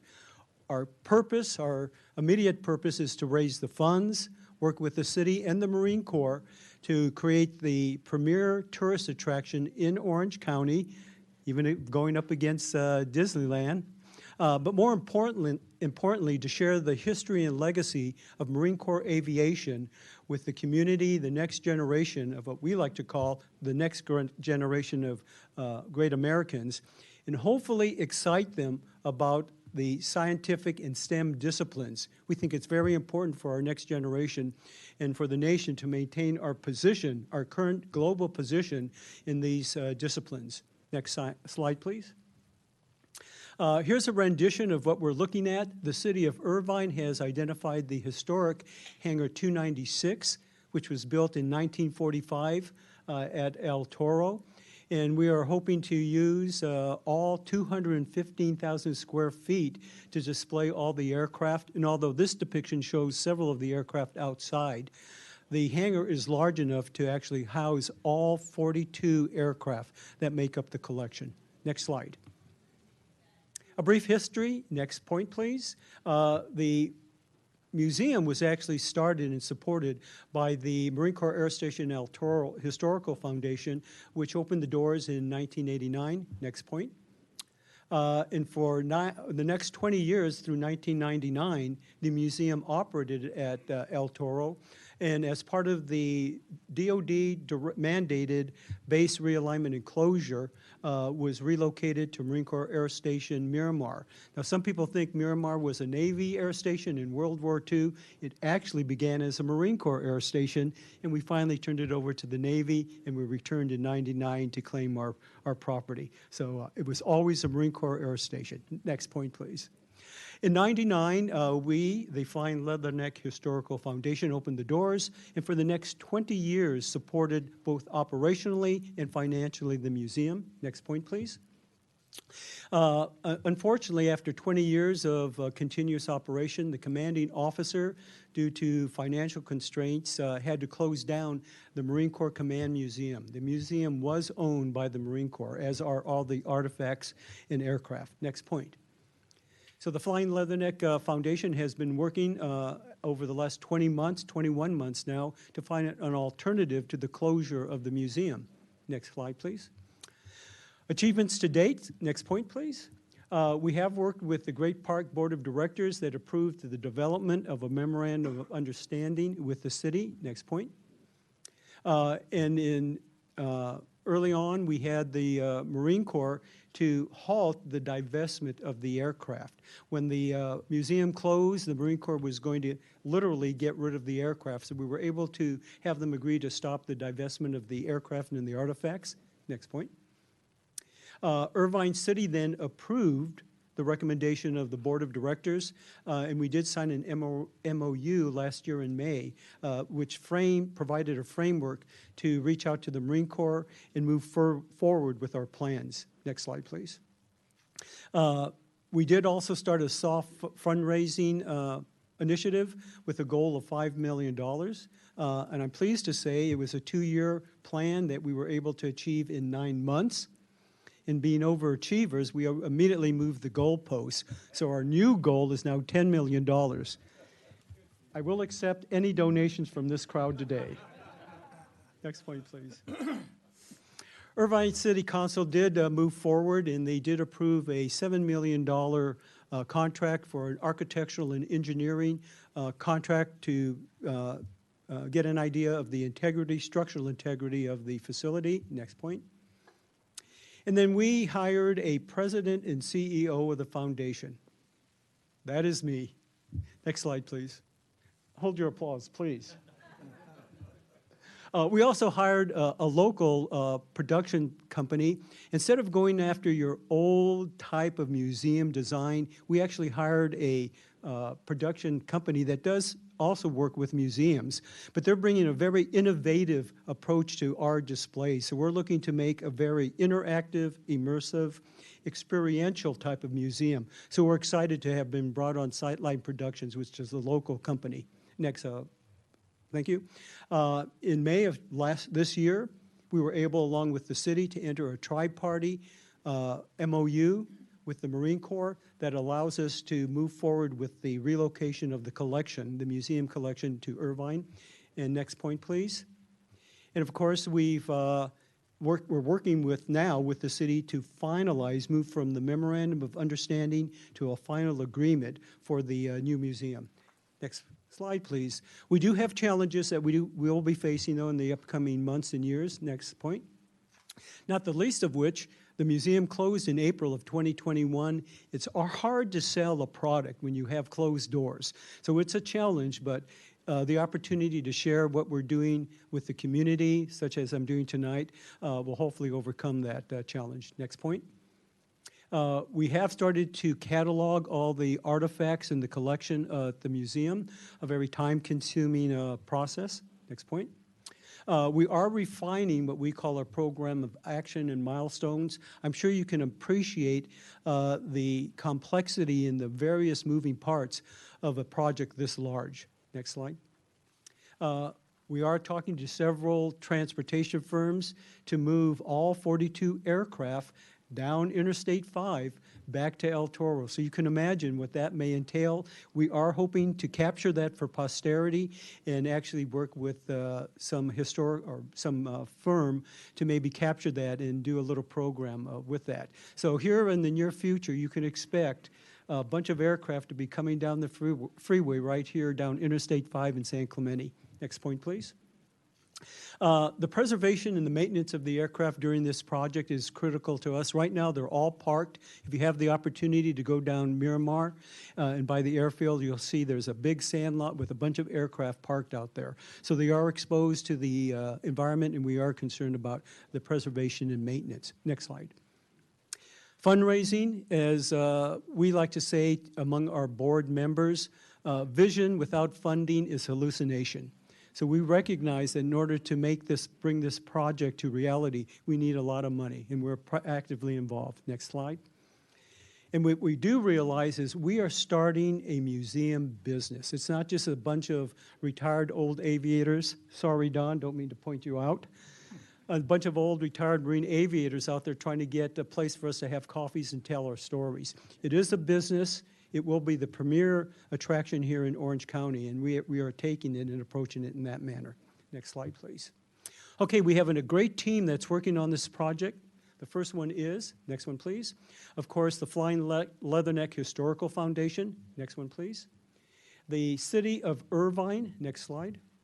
The Board of Directors of Great Park. We're very fortunate that in working through the Board of Directors through Great Park, that makes recommendations to the City of Irvine, they are one in the same body. So it's easy to get all our initiatives approved. Next slide.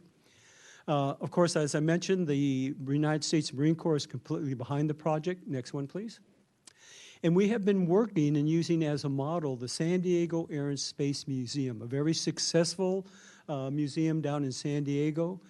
Jim Kidrick, the president and CEO of that museum, has been working with us and guiding us in standing up this new museum. And finally, next slide, we have brought on the California Strategies, a California lobbying firm that has been very successful and instrumental in opening the doors to elected officials. Next slide, please. Okay, our immediate goals and objectives. Next point. Continue to work with the city for the development of the restoration plans and designs of the hangar. Next one, please. To completely complete the agreement with the city, which we're in the process of trying to do right now. And in fact, I just left a meeting with the city manager working out those details. Next one, please. Update our planning and development and governing documents for this new organization, which we're well in the process of. Next slide, please. Complete the transportation of the artifacts and the aircraft to Great Park. Next one, please. And then develop and execute a major fundraising campaign. Next, please. Just to share with you what we're looking at, this area you can see in the top part of this slide, the athletic field at Great Park.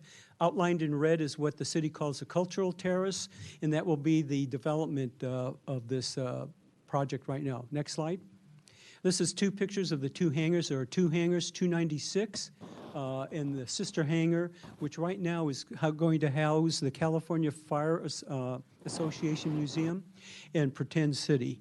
So we'll have, the city has some great plans for the cultural terrace. Next slide is a slide of the hangar itself. Again, 215 feet, either side of the center or the two large hangar bays that will house the entire collection.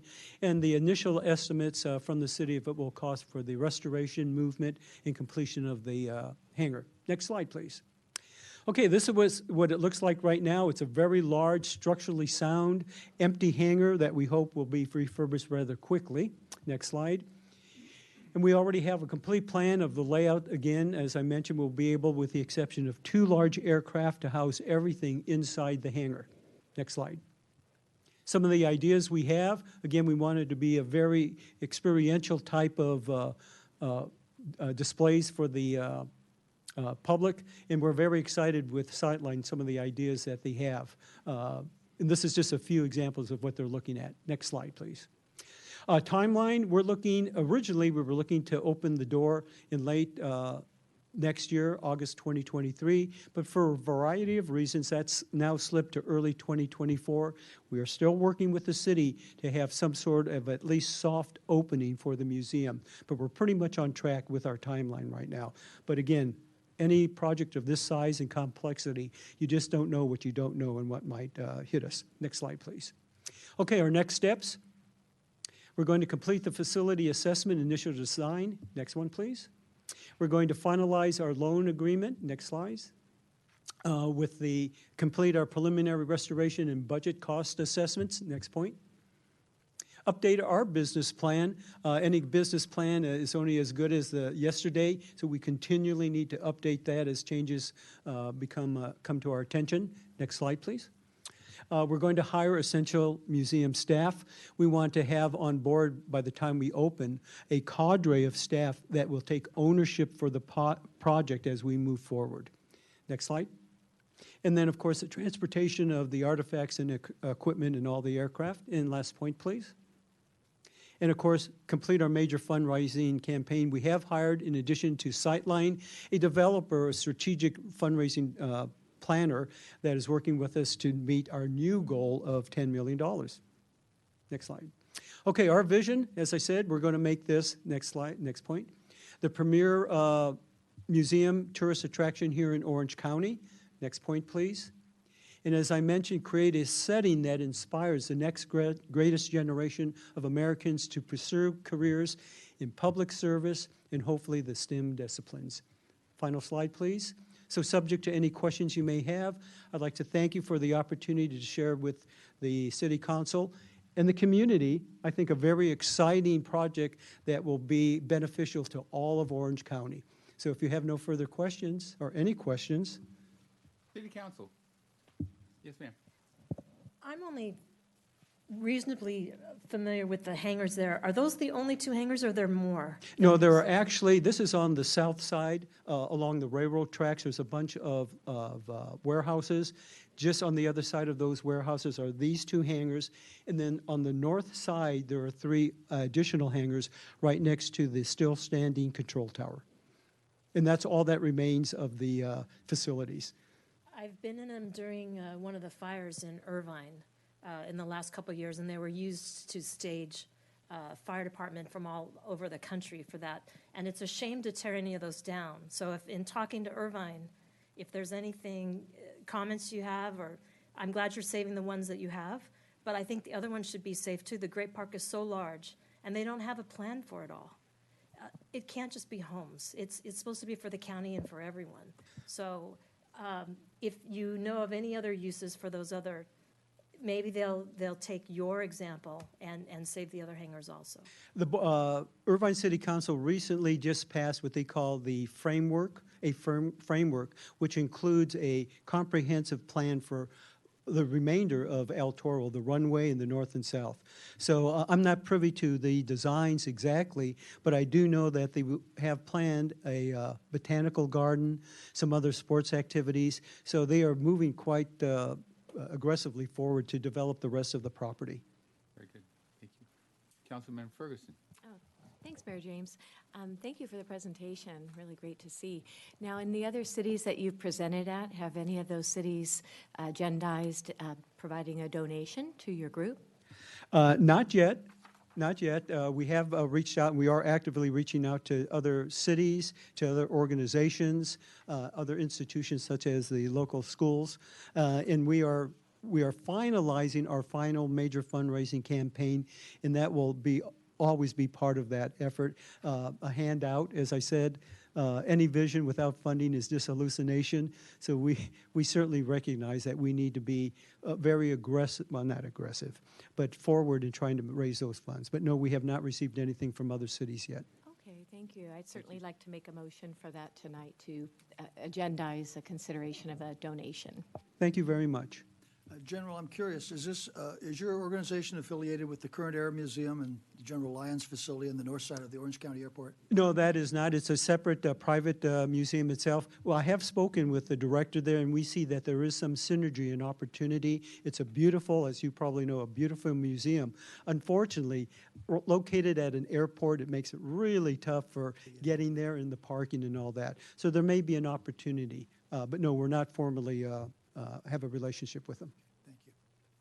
General Aguilar, thank you for coming up today. Okay, thank you very much. And again, And Clemente. thank you very much, and thank the community for spending the opportunity to listen to that. And again, my hand is out if you have anything. Thank you.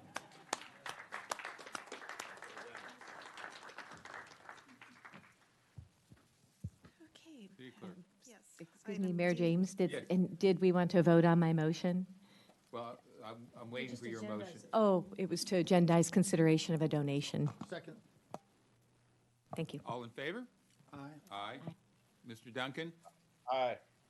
Passes 5-0. Thank you very much. Okay. Item D is ordinance 1737, second reading. 654 Camino de las Maras Senior Housing and Medical Office, and I have about 19 cards so far. Okay. Okay. All right, so I'll read the names of 3 people at a time. If you just line up against the wall so that you're ready to speak. The first speaker will be Amanda Q, followed by Greg Sanders, followed by Aaron Washington.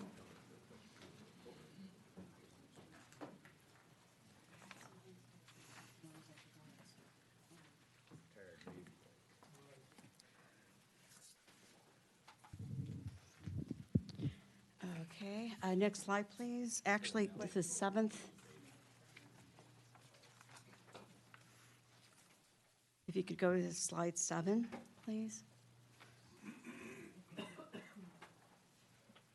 There we go, thank you. Basically, I want to go off topic for a minute. I mean, not off topic, but according to Government Code 87100, a public official at any level of state or local government shall not make, participate in making, or any way attempt to use the public official's position to influence a governmental decision in which the official knows or has reason to know the official has a financial interest. Recusal requirements is an official with a disqualifying conflict of interest may not make, participate in making, or use his or her position to influence a governmental decision when appearing before his or her own agency or an agency subject to the authority or budgetary control of his or her agency. An official is making, participating in making, or using his or her position to influence the decision anytime the official takes any action to influence the decision, including directing a decision, voting, providing information or a recommendation, or contacting or appearing before any other agency official. When appearing before any other agency, the official must not act or purport to act in his or her official capacity or on behalf of his or her own agency. Next slide, please. This is also supported by Government Code 18704 in making, participating, and making or using or attempting to use official position to influence a government decision. Can you go, please, to slide 4? In slide 4, basically here is a donation to from the National Union of Healthcare Workers Candidate and Committee for Quality Patient Care and Union Democracy, PAC. And this donation was made to Mayor Pro Tem Chris Duncan because he's running for assembly, and it's $4,900. Next slide, please. And there's another donation of another $4,900 on March 28th. The previous one was on August 16th. So that's a total of $9,800 per FPPC. This means that he has a disqualifying financial interest, and he needed to abstain from the vote. So at the November 1st, when this agenda item came to council, he should have abstained. He should have recused himself. So it would have been 2-2 and 0, which would have abstained. And this was improper, and this is something that I think that you need to take really in consideration. Go back to slide 6, please. How is the national NUHW associated with Long Beach with Memorial Care? Well, Memorial Care is under a union, under National Union of Healthcare Workers. In addition to that, well, part of the Memorial Care involves Long Beach, Saddleback, and other hospitals. So in essence, he did receive financial compensation through that's tied to Memorial Care, and therefore he should have abstained. So Chris Duncan, that vote did not count. And so I just feel that he shouldn't have done that. There's also this union is also associated with another union, SEIU, which he received another donation. So there's a concern regarding union and through that are involved with the Memorial Care system. So I'm really concerned about this, and he needs to recuse himself. I don't think that's done proper. And I think that this should be tabled, or this should be moved to another time frame, or if you need to go to closed session. But this matter has, I spoke about this at 2 city council meetings, and I'm pretty sure I spoke about it at the planning commission meeting regarding this when this first came up. So not with all the evidence here, but I think that he should recuse himself. Thank you very much. I really appreciate that. And thanks. Thank you. Excuse me, Mayor James? Yes. We asked the city attorney to opine on this, these comments made about the disqualifying financial interest. I think it's an appropriate time to do it. Yeah, if Thank I could, you. Mayor and Council, thanks. Scott Smith, City Attorney. As indicated earlier, the Political Reform Act provides that sources of income, that's an important term of art, disqualify members of the City Council from decisions relating to those sources of income. However, political contributions are specifically excluded from the definition of sources of income and financial interests. So those do not create a disqualifying interest under the Political Reform Act.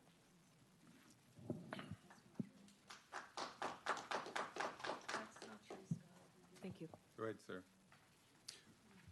Thank you, Mr. Mayor, members of the council, Greg Sanders, attorney representing the applicant. I have spoken with your city attorney regarding the legal issues that attend the matter before you this evening. I also sent him a letter setting forth our position on the legal issues, which we have asked be made a part of the record. Like he, we believe that the council's discretion is severely constrained by state law. And I'm not going to take any more of your time except to say that I'm here to respond to any legal questions that you may have of memorial care and to act as a resource. Thank you.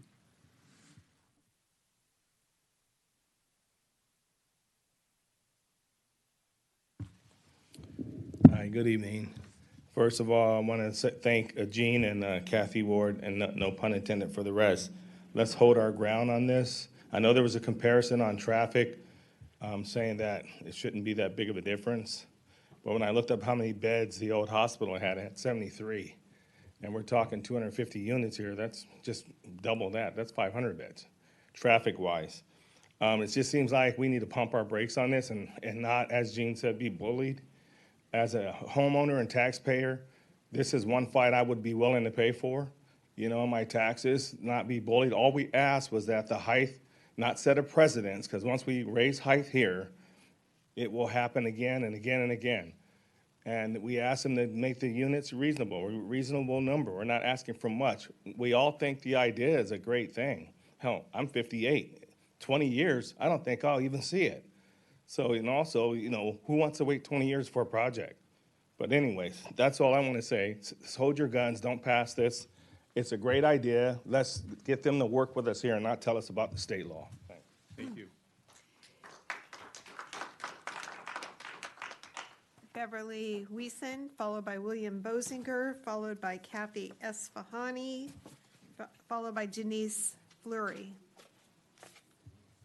Go ahead, ma'am. Hi, Beverly Wiesen, Marblehead resident. I know all of you got my letter because I got your red receipts that you got my extensive letter that I sent along with Mark McGuire's very nice email. He's a land use attorney. I'm stunned that this went through. And all I want to say is, I know some of you think that you're in for a lawsuit. I've never seen lawyers run from a lawsuit. And what you're looking at is tomorrow a referendum starts because the citizens of this town do not want this to go through. So we will all spend our Thanksgiving holiday collecting signatures, and our outgoing city clerk, I don't know who's coming in, but they're going to be managing, verifying all of those signatures all through the Christmas holidays. We've got 30 days, you've got 30 days, ruin everybody's holiday. Just put a plan together, do a study, make a better project, figure this out, but don't cop out. Don't cop out on us. This was not done well. It was railroaded through. Mr. Duncan should have recused. Even Mr. Knobloch said to the SC Times the day after your last meeting that Mr. Duncan should have recused. But here we are at a second reading. People were there. People heard you. Duncan should have recused. This should be tabled. A study should be run. This should be done right. There's no reason to bust through all of these regulations and be threatened by these people with a lawsuit. Lawyers don't run from lawsuits. Thank you. William Bosinger. Mayor James, City Council members, good evening. My name is William Bosinger, and I reside in San Clemente at 22 Marana. Last meeting, I read a petition signed by several hundred of our residents outlining the reasons our community is not in favor of granting the Memorial Care nonprofit the large number of concessions it demanded in order to develop their 250-unit luxury ocean view apartment building. After almost 5 hours of comment and deliberation, I, like many others, was astounded that some on our small-town city council would support a developer over its citizens, profit over prudence, and backroom politics over the common sense recommendations of your planning commission and concerned residents. The rush to push this to a vote so quickly was both suspicious and disturbing. The San Clemente City Council's mission states it is dedicated to guiding development to ensure responsible growth while preserving and enhancing our village character, unique environment, and natural amenities. This large corporate development is not responsible, does nothing to preserve our village character, and certainly does not enhance our unique environment or natural amenities. This project is nothing more than an oversized 5-story apartment building, which in its current form is so egregious that it requires absurd incentives, waivers, zoning changes, and reductions in long-standing city development standards in height, scale, density, parking, open space requirements. The developer, in this case Memorial Care, is simply asking for too much. Memorial Care does not have our city's best interest in mind. They do not care about the increased traffic, unmitigated parking issues, and view blocking of longtime San Clemente residents. At every step, Memorial Care has worked to cut corners, avoid transparency, and focus solely on their own self-interested profit. This corporation cannot be trusted. I urge you to side with the concerned citizens of this city who will forever be negatively impacted by this mistake, and vote for what you know in your heart is right for the town we all love and call home. Thank you. Thank you, sir. Kathy Esfahani, followed by Denise Fleury, followed by Rona Henry, followed by Stuart Anderson. Good evening. My name is Kathy Esfahani. I'm a San Clemente resident and the chair of the San Clemente Affordable Housing Coalition. 2 weeks ago, this council made the wise decision to approve Memorial Care's senior housing development. I hope you will do so again tonight. At the last council meeting, we heard nearly 40 people speak in favor of the project. I was struck by the diversity of voices in this group of supporters. There were many seniors, longtime San Clemente homeowners, who spoke movingly of their desire to live the rest of their days in the city they love, near their friends and family and their favorite restaurants. But they also spoke of their fears that they and their friends will be unable to find an apartment in a senior complex in San Clemente when their time comes to downsize. These seniors know all too well that San Clemente has a serious shortage of senior housing. We also heard from a number of young people. To me, these were the most surprising voices. These young folks, who were likely in their late 20s, early 30s, spoke of the importance of creating more senior apartments in San Clemente so their grandparents can stay in town. They want to remain involved in their grandparents' lives, which is hard to do if their grandparents have to move away because they can't find senior housing here. We heard from local social service providers who spoke of San Clemente seniors living on very low fixed incomes who desperately need the 20 affordable units the Memorial Care Project will provide. Your yes vote 2 weeks ago showed that you were listening to this broad swath of residents from across the city who want this project to go forward. They want this development, first of all, because it is so needed. But these residents have even more reasons for asking you to vote yes. They are tired of litigation. It's expensive, and they want the city to pursue common sense solutions to problems. They want to avoid the waste of taxpayer funds. If you reject this proposal, the city will have to start paying $15,000 per month, dating from January of this year, for maintenance costs that have no foreseeable end. And they want to keep the state from seizing control over San Clemente's housing development.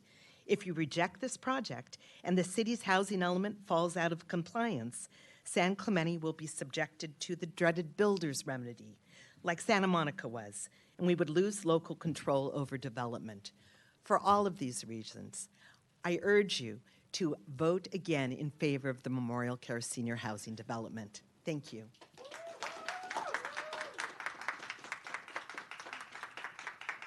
Denise Fleury, followed by Rona Henry, followed by Stuart Anderson, followed by Jackie Tranny. Good evening, City Council and Mayor Pro Tem. My name is Denise Fleury. I've been very fortunate to be a resident of San Clemente now for over 25 years. First, I would like to thank Mayor Pro Tem Duncan and Council members Ferguson and Knobloch for their yes votes 2 weeks ago approving the Memorial Care Project. I hope we can look forward to your continued support and also gain the support of the rest of the council. Census data from 2018 show that senior citizens over 55 comprise about a third of San Clemente's adult population. About 11,000, or half of that number, are over 65. Since 2018, that trend line has continued to rise. Aging seniors often need or want to downsize from a single-family home. The Memorial Care proposal would offer the opportunity for these seniors to also be able to stay close to their community of friends and family. I'm retired now, and I look forward to having this choice as well. Our newly approved housing element plan itself identifies the senior demographic notable in its high need for affordable and accessible housing. The 20 affordable units, including in Memorial Care proposal, are designated for very low-income seniors, of which we have probably 700 who are elderly rental households who are severely cost-burdened now by the rents they have to pay. These 20 units would go a long way toward giving these people an opportunity to ease their current financial stresses and to potentially avoid homelessness in the very low-income senior group. The city has an obligation through RENA and has incorporated into our city's approved housing element plan to encourage and facilitate the building of 982 new homes over the next 7 years. The Memorial Care Project, with 250 apartment homes for seniors, gives San Clemente an extraordinary opportunity for meaningful progress on our housing goals by accomplishing 25% of the total RENA requirements for 21 to 29. I urge the council to approve the Memorial Care Housing Complex. We have a strong need for this complex, a legal obligation, and this project appears well-planned and designed to fit our San Clemente community. Thank you for your public service and for your thoughtful consideration of my comments. Yeah.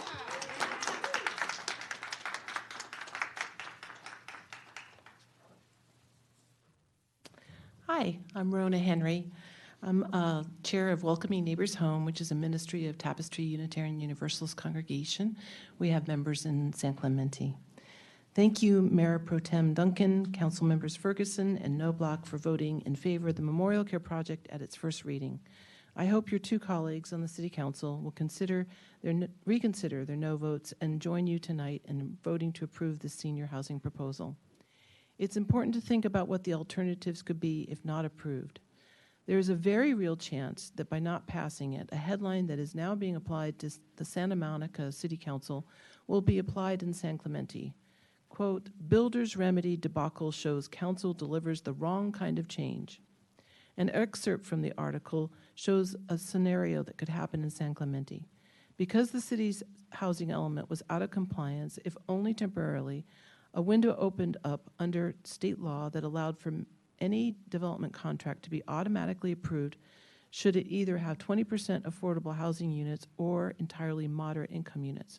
This is allowed under a law passed in the 1990s that has been strengthened in recent years and is known colloquially as the builder's remedy. Under the builder's remedy, the city cannot even refuse a development that is outside its zoning, development, or other ordinances. The article goes on to talk about how Santa Monica's housing element was briefly out of compliance, and during that short window, 16 projects were submitted for approval with a total of about 4,562 units.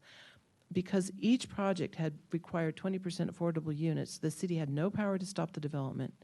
Not even the largest development, which would create a 15-story building and add over 1,000 units. We know that HCD is watching what San Clemente does with this site because it's included in the housing element as one of your key sites that enables the city to meet its RENA mandate. If the City Council rejects this project tonight, then the city's ability to meet its RHNA may be crippled, and HCD could potentially decertify San Clemente's housing element, leaving the city vulnerable to the application of the builder's remedy, just as happened in Santa Monica. Of course, there are many reasons to support this project. The project will open up more housing options for San Clemente seniors, some of whom may then be able to move out of their larger homes, thus making room for families. And this project includes 20 very low-income units, which is a great community benefit. I urge you all to vote yes. Thank you for your service.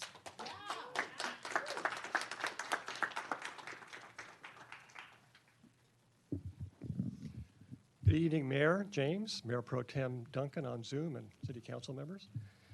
On November 1st, the City Council correctly approved this memorial care project. All recognize the benefits of this project, although two of you felt strongly that because of height and parking that you voted against it.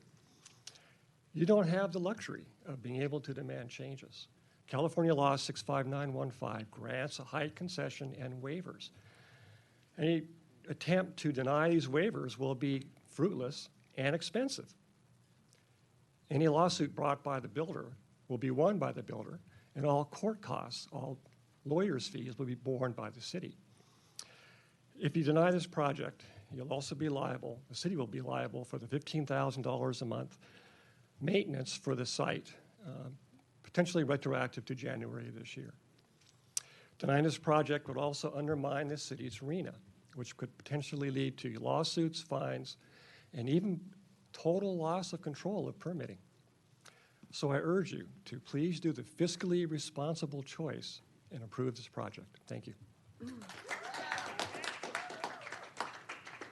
Jackie Tranny, followed by Ken Rogers, followed by Lenola Rogers, followed by James Watkins. Good evening, council members and Mayor James. Yes, I'm Jackie Tranny. I am a San Clemente resident homeowner for 26 years. Last November 1st, when you did the original vote on this, there was wide support and acknowledgement of the need for such a development. A wide variety of people spoke in support of it, and there were a few who spoke against it, and some tonight as well, but it seemed like a lot of them were speaking of their own self-interest, which I can totally understand, because obviously, if I were a homeowner and my view was going to be impacted, I would be concerned, I wouldn't be thrilled, but personally, I would want to choose the good of the community and support this. And I think that it is a community need, and that Memorial Care has done their due diligence in working with the city and working with the city, the staff, the council, the planning staff, and the citizens. And it has not been a rushed process. So I would urge you to, again, vote to support this tonight. Yeah, so the state law has taken precedent over city guidelines when a project includes the affordable housing. And that's because of the not in my backyard mentality that is rampant throughout the state of California, and the whole state is so far behind on housing. And I remember 20 plus years ago walking my dog in my San Clemente neighborhood thinking, where are our kids supposed to live? Where are they supposed to buy homes, you know? So if we can have more space for the seniors to move to their apartments, then there's more places and for the younger families. And yeah, so it's just the more housing there is, this is more housing, the more housing there is, the better off it is for everyone. So I think Memorial Care has done a good job of addressing the concerns that have been brought up. So I, again, urge your approval, and thank you for listening.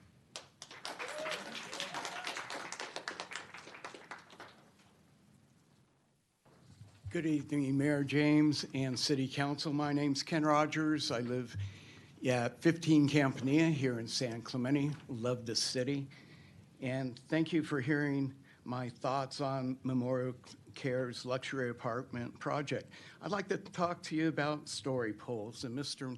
Knobloch, story polls go way beyond view simulation. Story polls will inform our citizens, many who are not even aware of this project that is being considered in the scope of the project.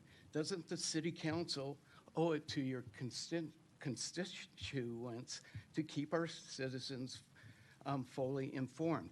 Allow them to view the project and make up their own minds. Mayor James stated that he felt like he was being stabbed in the back. It's my opinion that the citizens of San Clemente, Ole Hansen's vision, and our city's mission statement are being stabbed in the back. Why? Memorial Care is over-densifying the area. It does not fit within the surrounding area. Memorial Care will be putting our citizens in danger, especially the youth on e-bikes and seniors. I see it on a daily basis. I'm looking forward to having some very low-income seniors as neighbors. We're all the same. But don't kid yourself. The overwhelming majority of units will be leased as luxury units, and many renters will not be San Clemente residents. The proximity to the ocean and ocean views will command the highest rents. If approved, you will enable Memorial Care to forever change the small town environment of San Clemente by setting a precedence for mega growth. You will achieve this by enabling the project to go above the 45-foot height limit and other concessions. Parking will be a joke and a safety hazard. The other side has argued that all we want is a 45-foot height maximum because of the view. Contrary, a 45-foot height maximum will also protect our community, make it less dense, healthier, and reduce noise and light pollution. By enabling this project, you will be discarding significant portions of our city's mission statement, all but one. I'm sure that you want a better future for our citizens to include your children and grandchildren. And lastly, if a 150-unit apartment project can be successfully built in Shore Cliffs, why can't a similar one be constructed on the hospital site? In my opinion, that would be a win-win situation. Thank you. Thank you.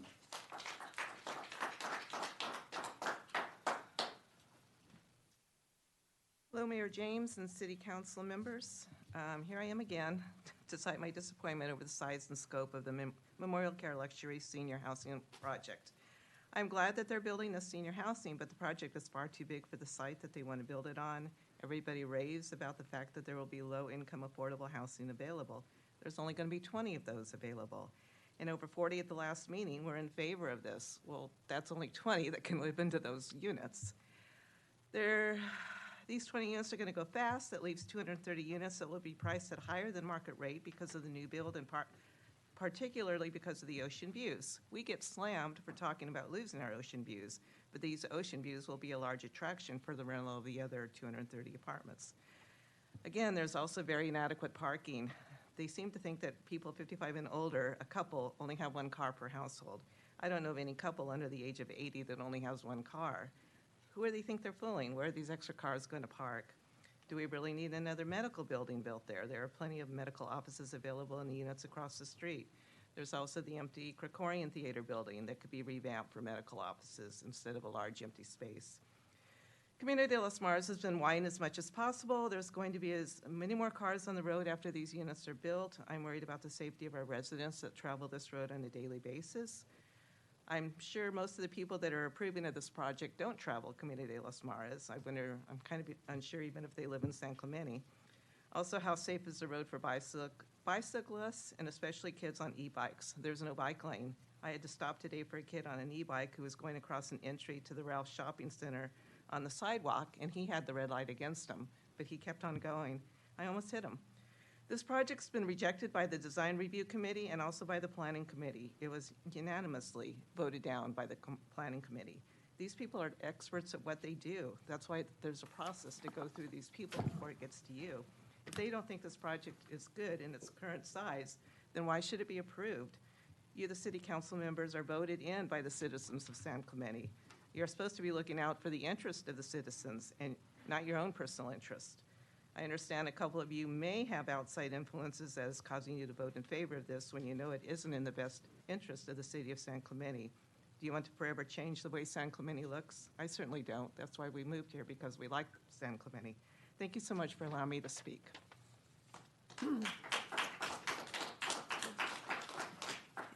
James Watkins, followed by Grace Todd, followed by Connor Medina, followed by Diane Scott. Good evening, council members and Mayor James.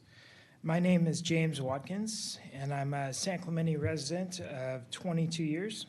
I support the Memorial Care Senior Housing and Medical Facility Project, with the majority of my family living in San Clemente from the ages of 5 to 92. Our matriarch at 92 has been here since the 60s. I think the people who have helped build this great city of ours deserve to be able to stay in the city that they love. I ask you today to please approve the proposal for all 250 needed homes for our seniors, in addition to the health services that will benefit our community. This housing project will help local seniors age gracefully in the community that they call home, and will be able to help address the overall housing shortage affecting San Clemente families. This project has been designed to complement the architecture of the community while creating minimal impact to the traffic or the views. There are San Clemente seniors who want to continue to live in the community, but would also like to downsize their current home. They're limited to their options. Meanwhile, Memorial Care has been able to offer up this senior housing in San Clemente. The proposed health center will be available to all San Clemente residents, and it will include primary care physicians and urgent care specialties. The proposed health center will play a key role in meeting San Clemente's evolving healthcare needs into the future. And I urge you guys to approve this project now. Thank you.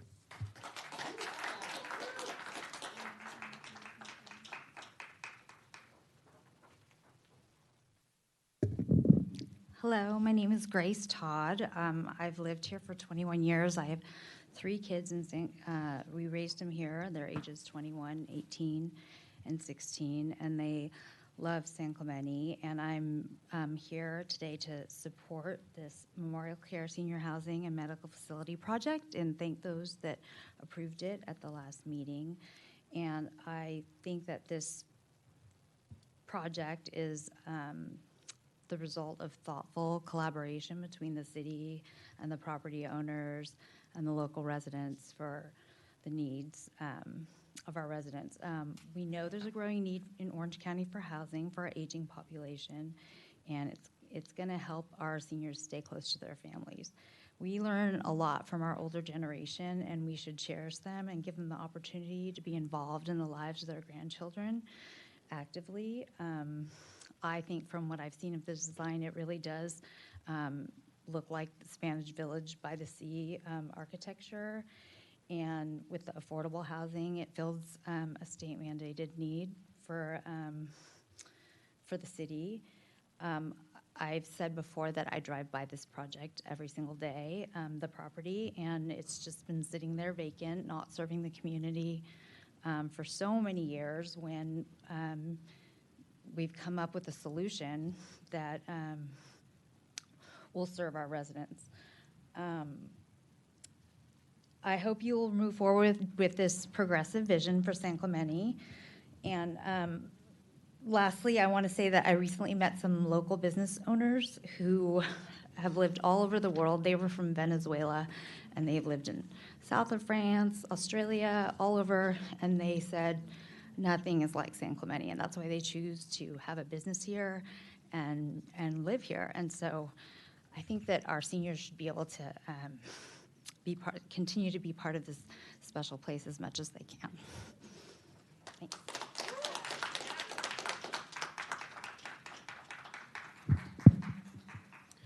Good evening, Mayor James, Honorable City Council.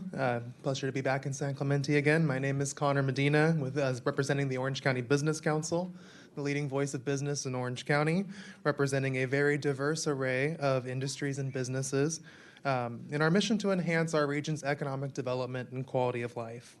OCBC is proud to continue supporting the Memorial Care Senior Housing and Health Center project. This is the fourth time that we have spoken in favor of this project. Since the study session, we have been proud to show that the business community supports housing solutions.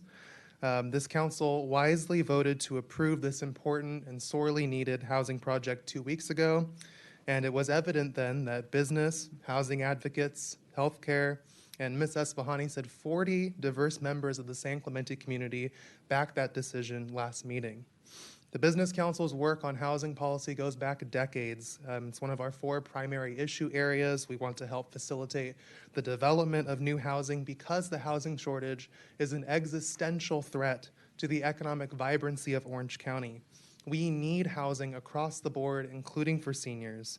Research conducted by OCBC in partnership with the Orange County United Way and other community organizations finds that older residents over the age of 65 are the only population segment expected to grow from 2022 to 2060, reaching 29% of the population in 2060. So this is an investment in San Clemente's future. This is a forward-thinking decision. The business community is aware that housing is a determinant of one's overall health, and due to this, we are seeing a variety of industries driving, supporting, and partnering on housing initiatives, including healthcare providers. This project will help local seniors remain in the community that they call home and will help address the overall housing shortage affecting San Clemente families. The Orange County Business Council respectfully asks that you please maintain your prior approval for this well-planned senior living and medical facility project based on the significant benefits that it will provide to San Clemente businesses and families. Sometimes it takes courage to vote yes on a good project, and we are incredibly grateful for your courage. Thank you.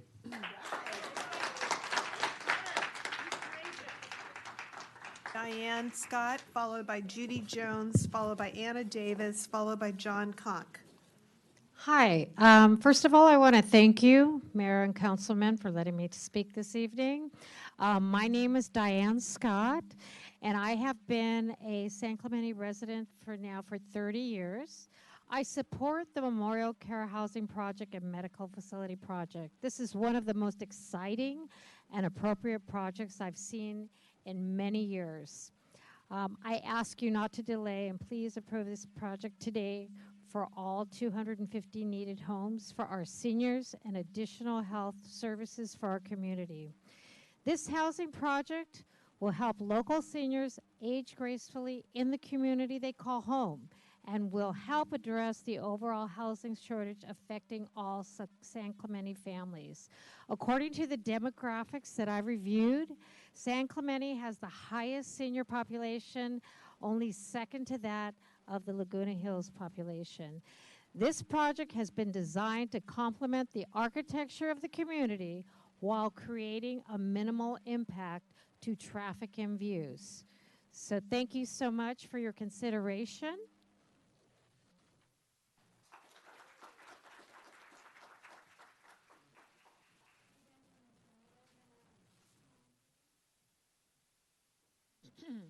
Good evening, City Council members and fellow citizens. My name is Judy Jones, and I'm speaking here in favor of the Memorial Care Development Plan. First, thank you to Council members Duncan, Ferguson, and Knobloch for approving this the last time. The plan has several advantages for our community and for our affordable housing requirements and goals. These were addressed a lot by previous speakers, so I will not repeat all those comments. But I have some personal opinions about this too. And I've been a 26-year resident of San Clemente. I've become a senior citizen here, which I wasn't when I moved in.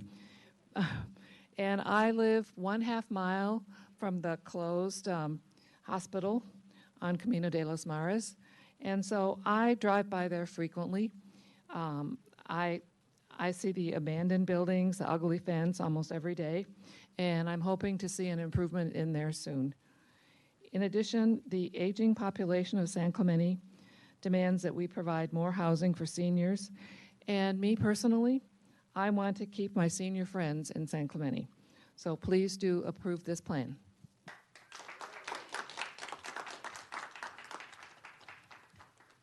Anna Davis, followed by John Conk, followed by James Joe, followed by Tom Leary, followed by Wayne Eggleston.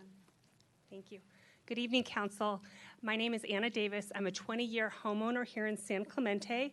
I gave you my story 2 weeks ago. I'm going to try not to repeat that, but at the end of my statement 2 weeks ago, I think it was 2 weeks ago, I told you about, we sent a big send-off to the San Clemente High football team who was going to their CIF round 1, and after a nail-biter, they lost that game to Chaminade, which was just a heartbreaker. But I bring this up because I think, as a proud Triton parent, I have to tell you that I think San Clemente sports is a great way to get a view of this community.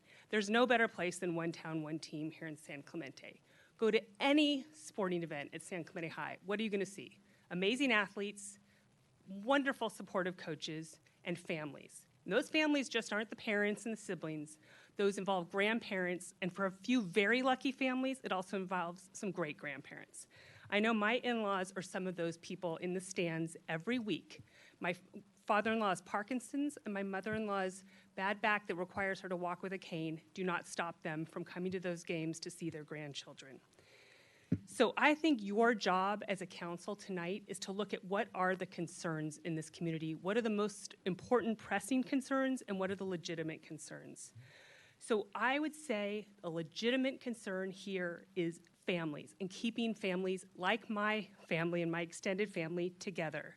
As I said, my in-laws are there. They're there all the time for my kids, and we want to keep them in town. Now, we've had the experience right now, we're living through it, of them having to get more appropriate housing for their age and their disabilities. Hopefully you all look like you're very able to walk around. You don't need to worry about stairs at this point, but if you get to that point, the price of housing in this community per square foot, now I'm not a realtor, so don't quote me on this, this is just based on our experience, is almost 2 times per square foot is the price of a home that's appropriate for seniors in this community. We need more senior housing.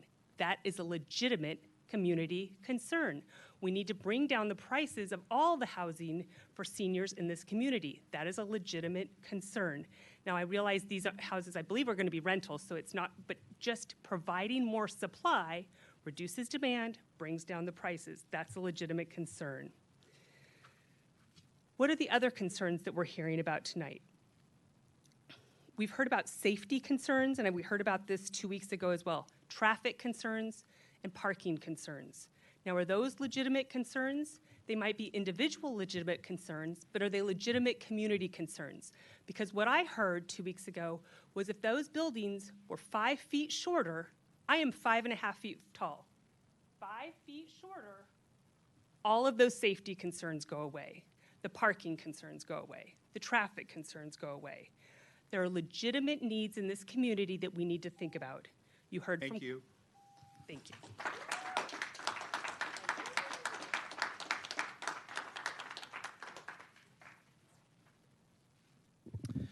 Good evening. My name is John Conk, San Clemente resident and homeowner. I think everyone here is in favor of senior housing and in favor of affordable housing.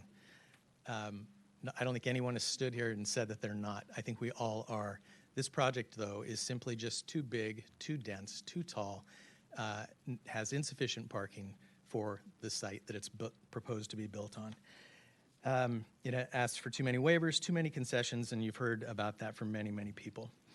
I was recently made aware that Councilmember Duncan was working closely and behind closed doors for a long period of time with Memorial Care, discussing and negotiating on behalf of the city without being appointed by the City Council to do so. I know he was appointed to a committee related to the lawsuit, but not related to the approval of this particular project. Councilmember Duncan should have disclosed this ex parte communication at the previous City Council meeting, and he did not.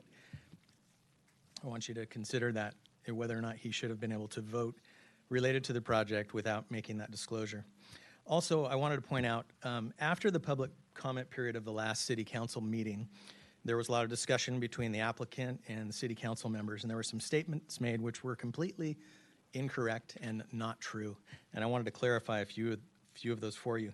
First of all, there were statements made many times, not just once, many times, that the parking proposed for this project meets city standards. We all know that that is not correct. They said that in their presentation. It doesn't meet city standards. They're asking for waivers on the parking. They're asking for a shared parking program. It doesn't have appropriate visitor parking for the senior apartments. And we all know that visitors are very important to seniors.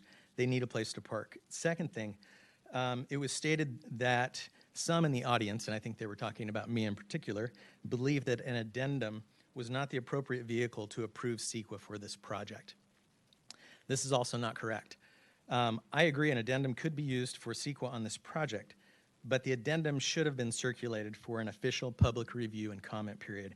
As you know, and as I've stated at previous meetings, the housing element EIR did not include this project when it was distributed for public review. Therefore, the addendum that's being used to approve CEQA for this project should have been distributed for public review. No one in the city was aware that this project was occurring during the public comment period for the EIR. They're also not aware of it now. That should have been made available for an official public review and comment period. In closing, just don't be bullied by the threats that you're hearing tonight that you're constrained by state law. This is all new territory. You have the responsibility as a city council to approve or deny a project based on its merits. If they came here with a project that was proposed as 10 stories high, would you be forced to approve it? No, you wouldn't. You need to approve a project that's appropriate for this location, fits with the community, and this one does not. Thank you. Sir. There are a couple, James Joe, is he here? Did he leave? He's coming right now, it looks like. Okay. Followed by Tom Leary, and then followed by Wayne Eggleston. Who? Thank you, Mayor and Council Member. I appreciate all your courage to make that decision. I know it wasn't easy. I know some of you may not have agreed with it. But I want to stand here and say thank you so much for voting yes on a very difficult position. I know that it wasn't easy, but I think you're doing the right thing. And as I shared with you in the past, you know, we see every day where seniors are forced to sell their house because some of these houses are pretty large and they're hilly, and when they get older, it's a little bit harder to stay. They have no place to go.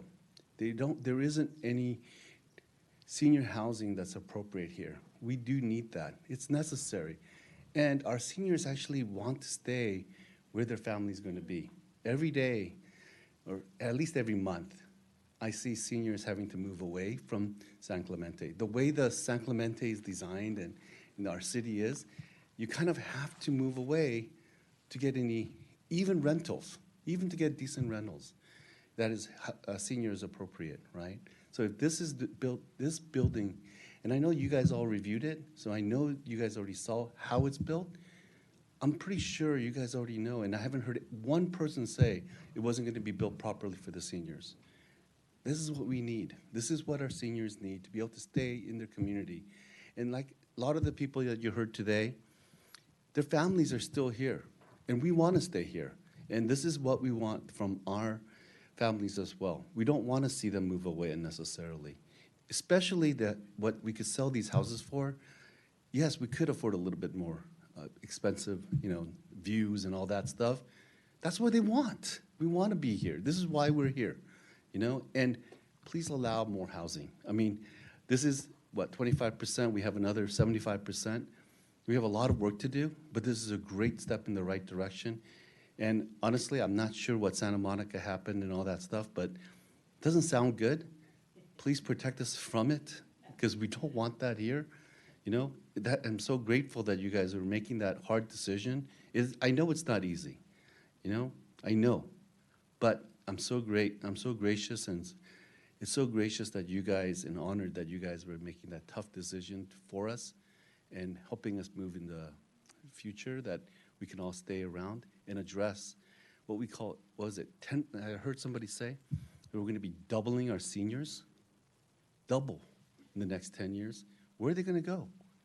You know, are we saying not in our city? No, of course not. These are our grandparents. So thank you so much again. Please prove this so that we can move forward and provide additional housing for our seniors. Thank you.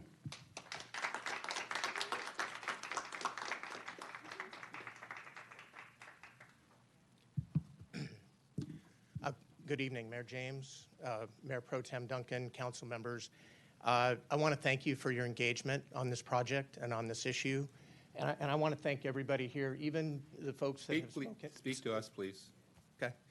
I would like to thank the folks here, including those that have spoken in opposition to the project. We very much respect your public engagement and your thoughtful comments, and so I think everybody's to be commended for the way in which they've approached this project.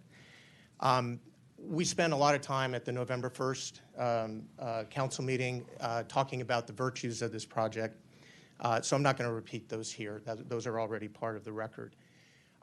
There are some elements of the public engagement, though, that I feel I have to respond to, and that is the mischaracterization of this being something that Memorial Care is bullying the city into, or that we haven't been transparent. Nothing could be further from the truth, and that is a complete distortion of the record. Think back to February of 21. It was the city's idea to come forward with housing and senior housing, and it was driven by the obligations that the city is facing relative to the state. And the city came forward with the idea to utilize this property to help satisfy that obligation. The city has been transparent from the very beginning.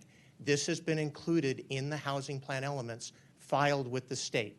And as recently as last October, the city is on record saying that this property is designated for 239 units. It's in the housing element.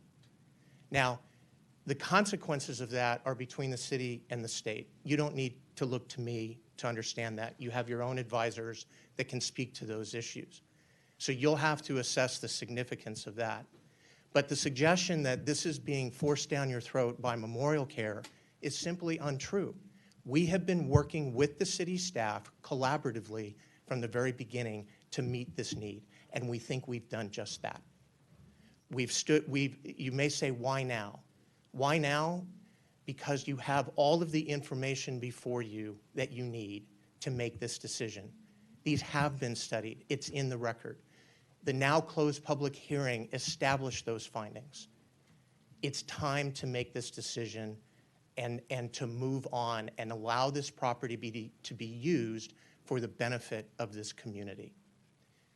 I know there's questions about Memorial Care's intention relative to timing. I'm here today to tell you that we have no intention of dragging our feet on this project. This property has been vacant for 6 years. It's time to put it to work, and we will do just that.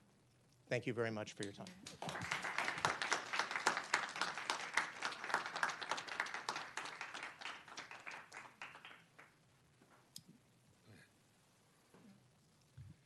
Good evening. Wayne Eggleston, San Clemente.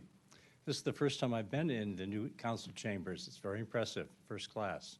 You should be very proud of yourself. I was on the city council for 12 years and on the planning commission for 4 years. And our previous city attorney advised us over and over and over again, never, never meet with a developer alone to design a development. And if we did, we were obligated to disclose that at the city council meeting when we voted. Now, this probably doesn't pass the smell of our current city attorney, but I must tell you, the majority of San Clemente people will take a look at this, and it's going to smell to the majority of our residents in San Clemente. I know there was a subcommittee that was formed, but it was for the intention of settling the lawsuit. It was never to design a project in closed doors with a developer. Is that an ethics violation? Is it? Or conflict of interest? There was no transparency here with our council. with regard from from that council member to the rest of the council. It was behind closed doors, and it's just not right. You know, I've talked to the other mayors, previous mayors, and they all concur with what I'm saying this evening, by the way. So what do we do this evening? There are several alternatives. Number one, this conflict of interest, perception of conflict of interest and ethics violation will hang over this council member's head for the rest of his political career. It won't go away. It will not go away. That's number one. Number two, I would ask you to continue this issue for the next city council. It's a huge project. It needs study. You, last time, spoke as a council on about an hour and a half about this issue. We've had projects before, huge projects before, that went on and on and on for long times. This was rushed through. Third, why not just put this on the ballot and let the people of this community decide what to do with this project? We've had other ballot initiatives, either through referendum or vote by the City Council. We've had open space, which won by 70%. We've had restrictive height limits at Shore Cliffs, which won by over 54%. And then we had the North Beach Playa del Rey project, where the city owned the land. We all owned the land. The city was going to sell it to a developer. They had seized it through eminent domain. sir. And was going to sell it for $1 million when it was appraised for $6 million. Thank you. Gavel you, Wayne. That's all the cards.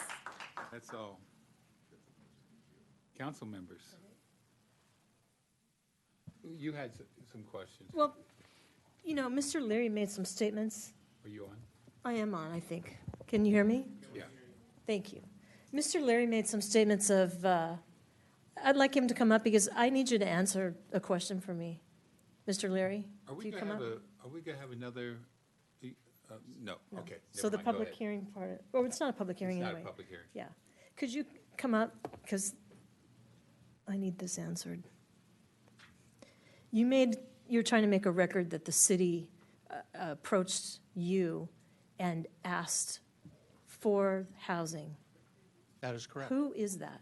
Because I don't know who that is. I would like the names of who approached you to do a housing project. It was the members of the hospital committee, Mayor James and Mayor I don't believe they were the mayor at the time, but it was Councilmember James at the time. When and was that? Councilmember Gunkin. It would have been in February or March of '21. Okay. I'll ask the council members what they thought at that time, but that's what I needed to know. So I thank you very much, because I actually, as a council member, do not know that fact. So when you say that, I'm not aware of it. So I appreciate that. Okay, that's it. That is contrary to my understanding, Councilmember Ward, but that's fine. Ask me the question. It's fine. I'd like to know if the subcommittee at that time, when you initially started talking about housing, how that actually came up, or if it was your understanding, because it seems like I heard something at the last council meeting, that you weren't aware that Memorial Care was then going to come in and talk about state law, how that we had absolutely, I think I heard tonight, we were severely hampered from doing that. I will say that this project, I enthusiastically support. This project is a great project at 45 feet, within the standards of our. Maybe get closer to the mic. Can you hear me? No. This project is something I enthusiastically support. You can't hear me. Okay. It's red. It's red. There we go.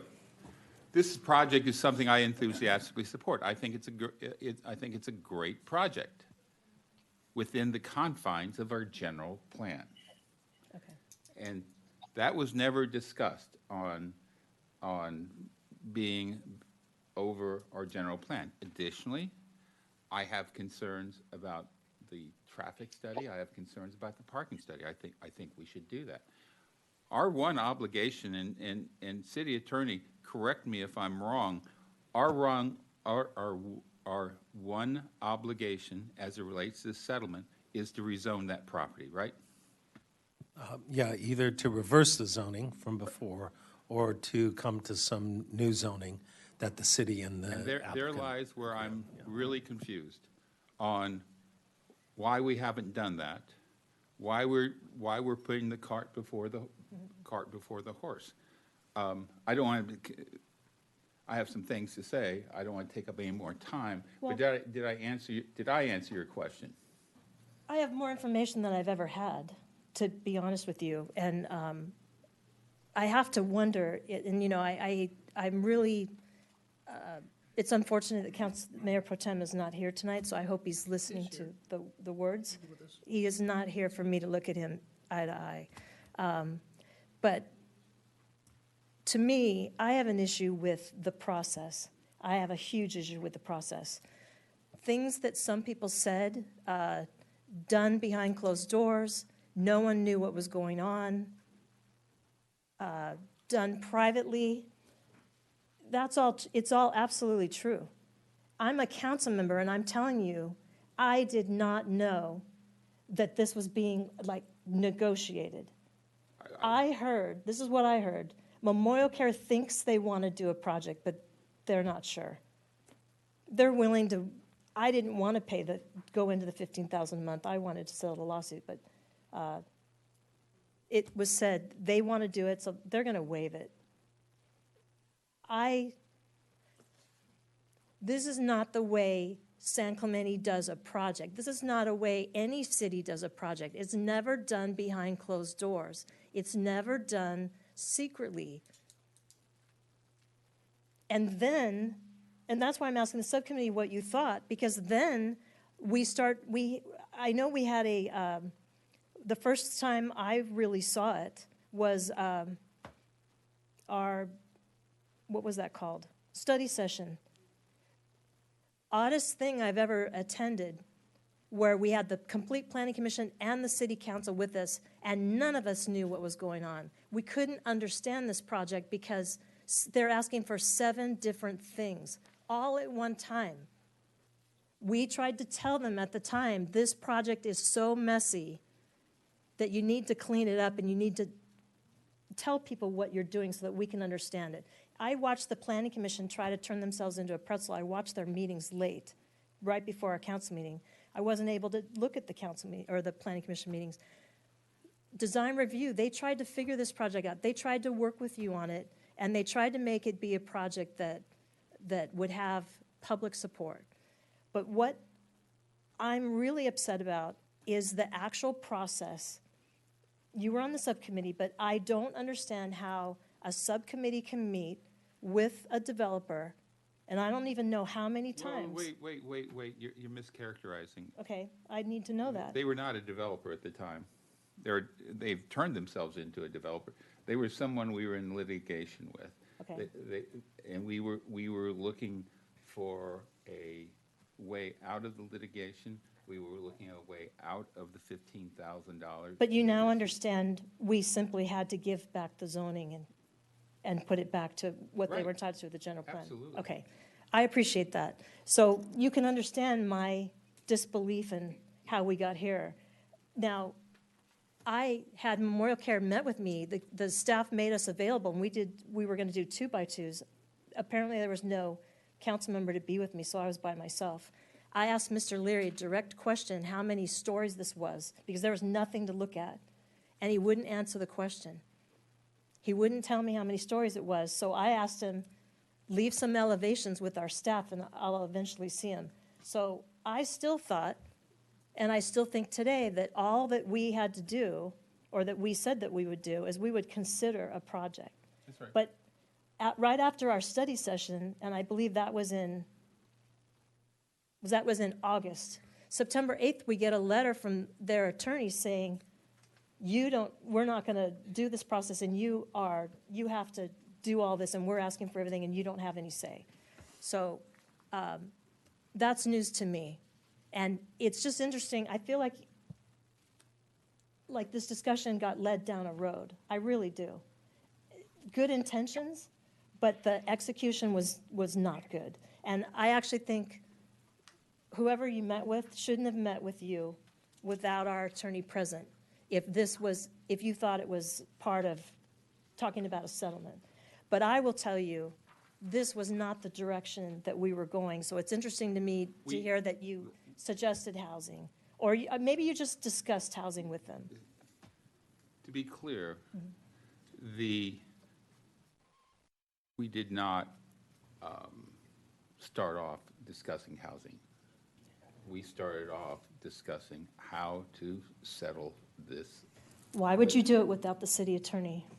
City attorney, we had that conversation, and I believe we had that conversation on this dais, and was agreed upon that Mayor Pro Tem and I would be a subcommittee of two. I don't think it was at the dais. No, I think it was.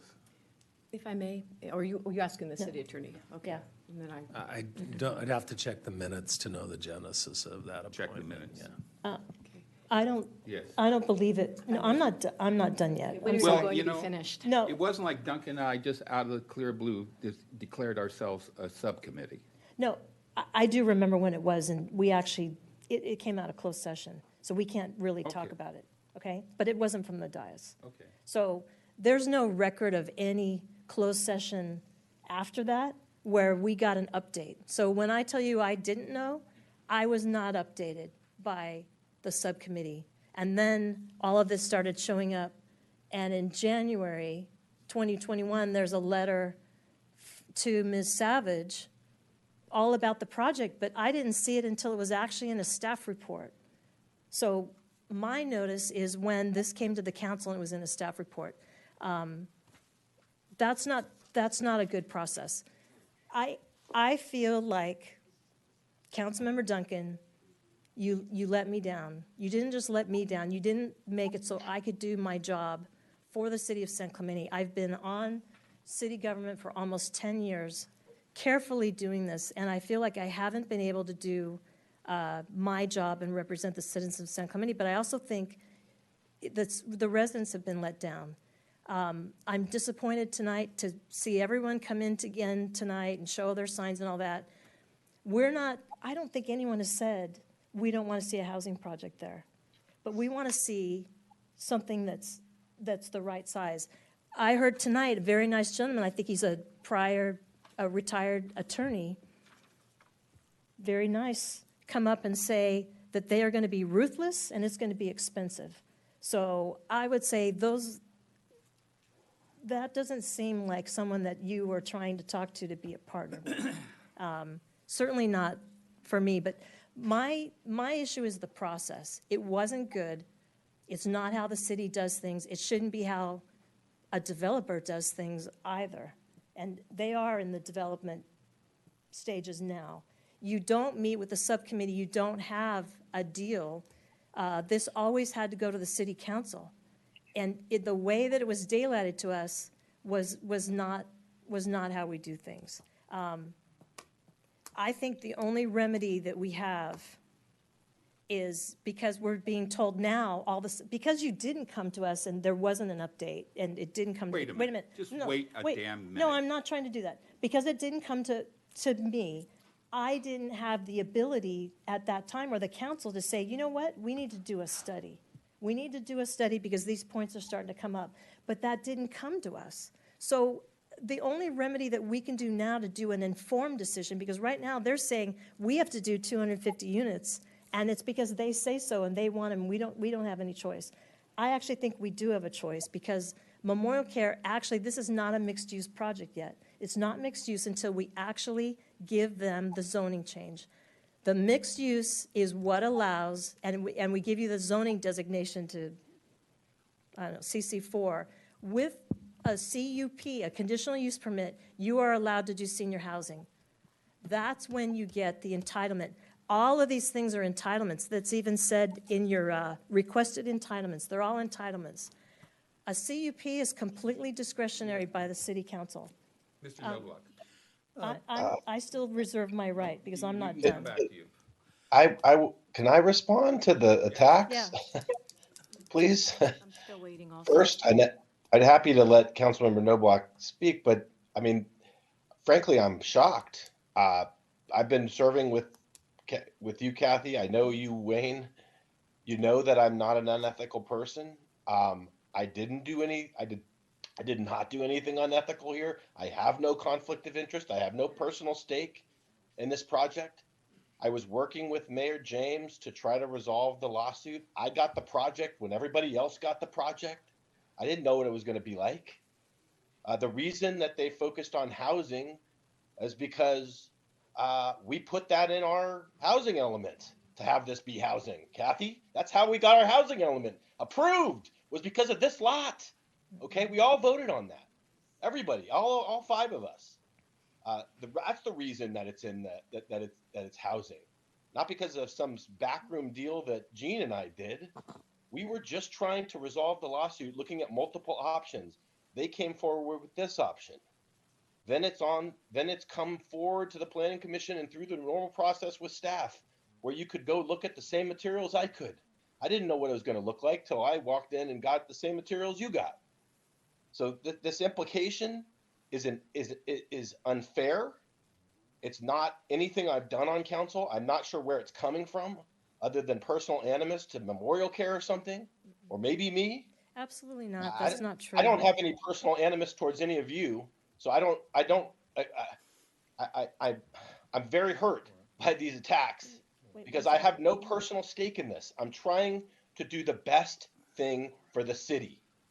Okay, that's where it begins and ends. I've never done anything different, and I won't ever do anything different. Chris, I'm not saying that well, you just attacked me and you said unethical, okay? Then you did. The process was unethical, but I'm not sure you meant to do it. I think you didn't know that you had to report back to the council. Okay. That's where I'm talking about the process. There was nothing to report back. You know, I think on this project, I'm disappointed to hear about all the suggestions of impropriety and secretness. You know, this project was processed in a fashion where the owner of the property filed an application. It was reviewed by staff. It was reviewed by the Planning Commission multiple times through multiple public hearings. We even had a joint Planning Commission City Council information meeting, which I've never seen in 20 years of my involvement with the city, and to hear about this project, and we've had now 2 public hearings. I think the issues were vetted. You know, in every project where there's contention, there's always hints of impropriety, hints of, you know, I used to work for a developer, therefore you must be part of the development cabal, and it's evil and it's terrible. You know, this project has been thoroughly vetted, and I know there's some difference of opinions on height and waivers, but you know, one issue that did concern me, and we addressed it last time, and I want to ask again of our city attorney regarding CEQA and the review that one of the gentlemen asked about the proper review, and I think that was pretty well addressed, but I'd like to hear that explanation again, because I think that's an important one. Yeah, thanks, Mayor and Council. As was indicated at an earlier stage, when housing throughout the city was being addressed in the CEQA document, the elements of this project at that conceptual level were discussed and covered. A long time ago, as this project emerged with more specificity, the city looked at any distinctions between that prior analysis and actuality and concluded with an addendum that there were no distinctions, that every imaginable impact had been discussed at that prior tier. And so there was full compliance with CEQA. Thank you very much. Mr. Mayor, I just want to say that, you know, in every significant issue in this town, there's going to be difference of opinion. At the last meeting, we had probably 2/3 or more of the people speak in favor. Tonight, we've had twice as many people speak in favor. I haven't changed my opinion. I'm prepared to make a motion at the appropriate time. I think Ms. Ferguson has a few things to say. Councilmember Ferguson, please. Thanks, Mayor James. Yes, I just wanted to just clarify the timeline so folks here know. Yes, there's a settlement agreement that we've been operating under, and Mayor James and Mayor Pro Tem Duncan were the subcommittee to be the liaison, so to speak, with Memorial Care. The lawsuit was actually settled in June of 2019, when I was on council, maybe 8 months or so. We had a different subcommittee at the time, because that precedes when Mr. James and Mr. Duncan joined city council. So regarding any backroom deals, there were not any. I actually made a proposal to rezone the property to its original form, commercial 2, back around March. But instead, in lieu of that, the majority council subcommittee suggested the subcommittee go meet with Memorial Care to delay that, defer that, so we wouldn't have to pay the $15,000, because that was about to be triggered, which was what prompted me to request rezoning it. So the subcommittee went and discussed with Memorial Care, and during that time, yes, the subcommittee did propose, in order to meet RENA as well, and repurpose that property, because we put forth lots of money, efforts, time to recruit a hospital emergency department. It never happened. It was never going to be viable for that. So therefore, they couldn't come talk to us behind the scenes, because it would have been a Brown Act violation. So the council found out about it in its due time, proper time, that this project was coming forward. Let's see, so that's really the nuances of that. So there was no improper actions taking place behind the scenes. It was just following process in the law in that regard. I do have a couple of questions for the city attorney. It came through in an email, and I thought it might be helpful if we asked you these couple of questions so the public knows what's at stake. So one question is, would the applicant have been victorious in court if it chose to take legal action? Thanks, Mayor and Council. I don't want to publicly handicap outcome of challenges that might arise, but I will reiterate what I said last time, is that this is happening under the context that takes a lot of discretion away from the city, and requires, with the information that the council has before it, that it approve housing projects unless there's substantial evidence in the record, which you don't have tonight, that it will create significant adverse environmental impacts. Your staff analysis says that it won't. Or that the scale and scope of the project is unnecessary to write down the affordable units. You're required to take both of those assumptions on faith and grant the project variances that are requested unless you have substantial evidence to the contrary. While I just have the mic, I want to read you the preamble of the statute that you're referring to, Councilmember Ferguson, and that a court would pick up and read as it looked at a challenge. And I think you can reach your own conclusions about how we would fare. I won't do that here publicly. The statute says it's the policy of the state that this section be interpreted and implemented in a manner to afford the fullest possible weight to the interest of and the approval of provision of housing.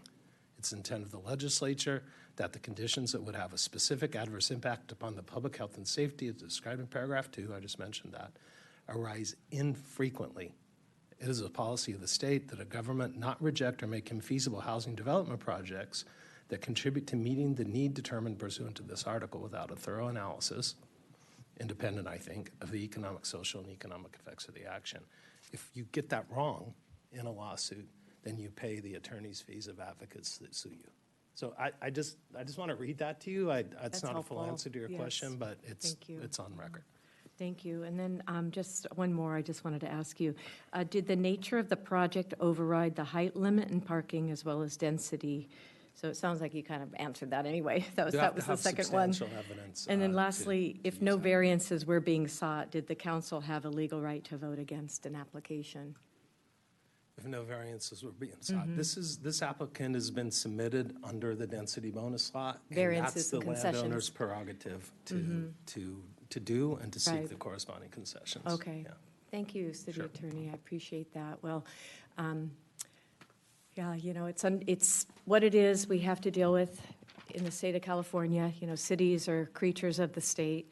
When it comes to housing, we have to comply with concessions and variances under density bonus law. And, you know, if not, we do face, you know, huge litigation costs, and it's unlikely we prevail. We've seen that in other cities already, and I worked at a city that didn't have a certified housing element, but wanted to fight additional, multi-apartment complexes, and after spending nearly $4 million, just, had to allow it. But I'm saying that because it's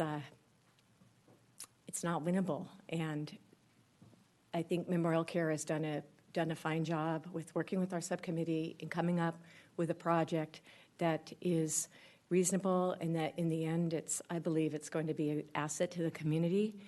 And had Memorial Care just sold that property to someone else, and we learned this, in all the information been provided, this project could have been, twice the size. It could have been 6 stories instead of 3, and far more units.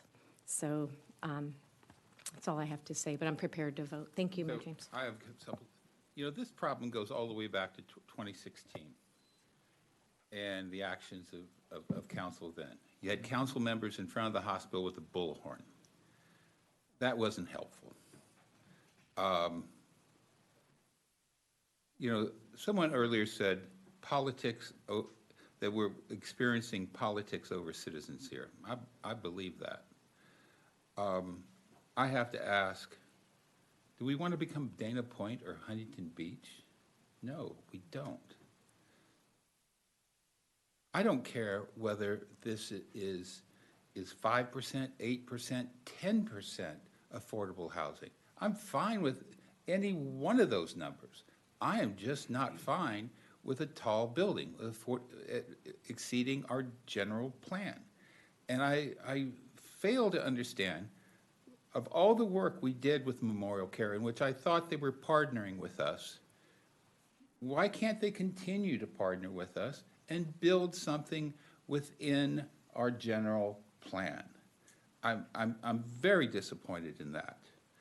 I'm very disappointed in their lawyers sending us threats. I mean, that serves no purpose. The reason why Duncan and I met with Mr. Leary, because he was not acting as an attorney, he was acting as a corporate officer of Memorial Care. And this was taking the attorneys out of the equation. And I think we did a very successful job. I know you don't agree with that, Councilmember Ward, but I think we did a very successful job of lowering the temperature and having respectful dialogue. However, with that, I am not pleased at all about the project. I'm not pleased at all that it went in front of our Planning Commission and Design Review Board, I think 6 times. And yeah, you're right. 5 or 6, whatever it was. And I would like for this to be an opportunity to once more lower the temperature, once more, step back. And for those people who think that this is going to happen overnight, no, we've given, we've given them a 20-year development agreement. That we could have that eyesore there for the next 20 years. So that's all very, very problematic. And I'm also concerned about the precedent it sets. One lady who was here from Marblehead, she wants to protect her views as well. And I want to protect my views. And I know last time Mr. Knobloch said we don't have an obligation to protect views, but we have an obligation to protect our citizens, our taxpayers. And that's what I want to do. I really don't understand why Memorial Care can't back away from their posturing and their position and have a discussion with our staff on what that project should look like. I'm going to tell you, if this project goes forward and someone pushes for a referendum, I want to be signature number 1 on that referendum. I'll bring it to you tomorrow. because I'm very disappointed in that. But any suggestion that there was any hanky-panky or nonsense going on when Chris and I were in negotiation, discussion's the better word, with Mr. Leary, is completely out of hand, and I resent it. I apologize, but when the applicant's using the word negotiation, that's what I hear. I have no prior knowledge. I only know what I hear in the public. We'd have to go to Webster's, but I certainly didn't think we were in negotiations. I thought we were in discussions, which is hypothetical. I appreciate that, but Mayor, with the concerns that you state, and with the concerns that the public has, Councilmember Ferguson brought it up, density bonus law, all of those requirements, there's actually a solution to this problem that every single council member we could take. We could say, we could move for staff to do a study. We can direct staff right now to do a study of an EIR on this and an economic study, and we could find out with certain knowledge what size this project has to be, how many units that have to be built to justify the density bonus law. We can do that. We should do that because it takes it off of us. It helps this entire discussion. It might be that it doesn't need to be this many units. If it goes down in units, it's going to go down in size, in density, and it's going to make the parking work better. But we can actually do that. That, Councilmember Ferguson, that is an actual concerns that you said. Why would we not take the time and do the study now? Why would we not do that? It doesn't make any sense to me. It seems sensible and prudent. With a 20-year development agreement, why does this decision have to be made tonight? It doesn't, but they brought it to us. And they rushed it through the design review and the planning commission. And when it didn't work there, they said, we're taking it straight to the council. So, Chris, I'm sorry that it came out that way. I was trying to say that because that we were never informed what was going on, you never came back as a subcommittee in closed session. No, you could. In closed session, you absolutely could have done it. And it's not your fault. You know, it just is how it went down. But it doesn't change that it didn't happen best practices. You and I were on the we were on the subcommittee for the toll road. We never did anything that we did not discuss with the city council. We got direction, and we met with the city attorney and the city manager every single time we met with OCTA, TCA, and the County of Orange. We did it every single time. That's best practices. I'd like to make a motion if that's appropriate. One second. Wait. So, as did Duncan and I, went to the city manager, went to the city attorney after every discussion with Mr. You should have come back to us.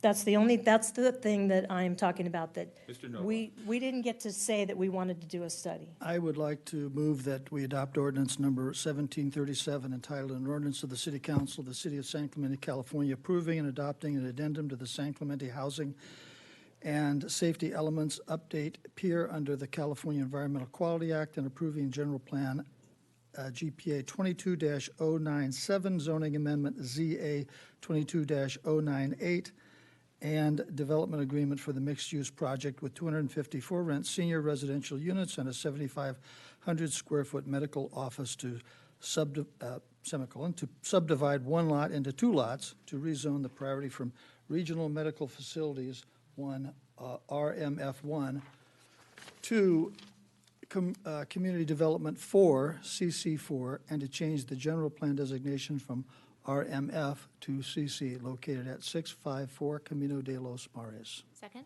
I would like to make an alternate motion, and that is that we rezone that property at the earliest opportunity, and that the city conduct its own parking and traffic study.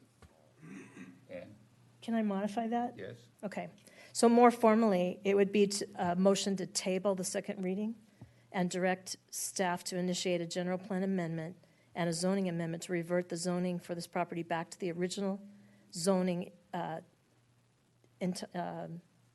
intended in the general plan, and direct staff to seek an EIR study and an economic study, which I think will solve the traffic study. and parking. I'm sorry, and parking. Second. So, motion by Ward, second by James, all in favor? Aye. All opposed? No. No. Chris, I'm counting on you. He said no? And I have to say. Chris, would you reconsider that vote? Point of discussion. Kathy, we can't do I can't hear him. Point of discussion about my vote.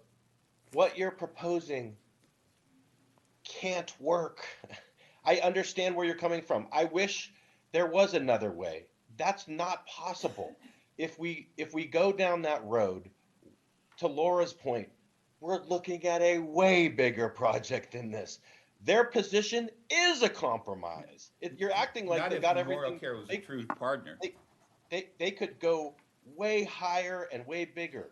The reason they're not is because they have something to gain from resolving this matter too. So and Chris, it was Point of order. I think he's the maker, the voter is explaining his vote. I think we've passed the conversation mode. We're in the voting mode. Don't cut off the discussion. This is too important to the city. Let us discuss it. Don't do that. No, don't do that. He's not here. We're having trouble communicating. Point of order, I'd move the original motion. Call for the No, you question. can't do that. We're still in discussion. Chris? We've discussed it and we voted. We've voted 3-2 against the substitute motion. I call, point of order. We've already done the question. I call the No. original motion. He's cutting off discussion, and I would ask the mayor to please not do that. Point of Because order. this is for the important. parliamentarian. I have to It's, side. no, I don't think you do. Well then, whether I. Call for the question on the original Please, go motion. ahead. I think call it's for an the question improper on the original motion. It's made at the wrong again? time. I read the entire, would you like me to read the entire motion No, again? Yes, no. please. No, he read the entire thing. Let's get this right. I Please read it. read it for the, I read it. He and read was it into the seconded, record. And then you made a substitute motion, so Right. I'm calling for the original motion. Oh. I don't know that we need to read it again. So, but, motion by Noblock, second by Ferguson. All in favor? Aye. Aye. All opposed? No. James and Ward are no.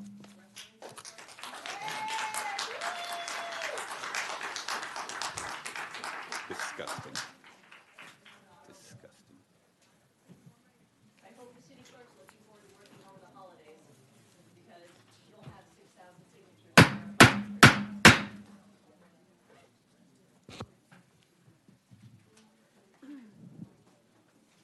Ready? City clerk. Okay, returning to new business, item B, this is the bicycle parking at Riviera Beach access. And I don't have any cards on this item. We have staff report?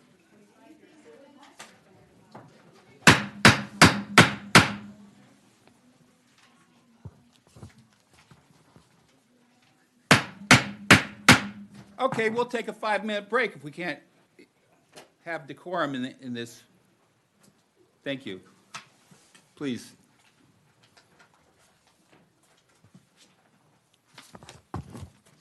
You're on.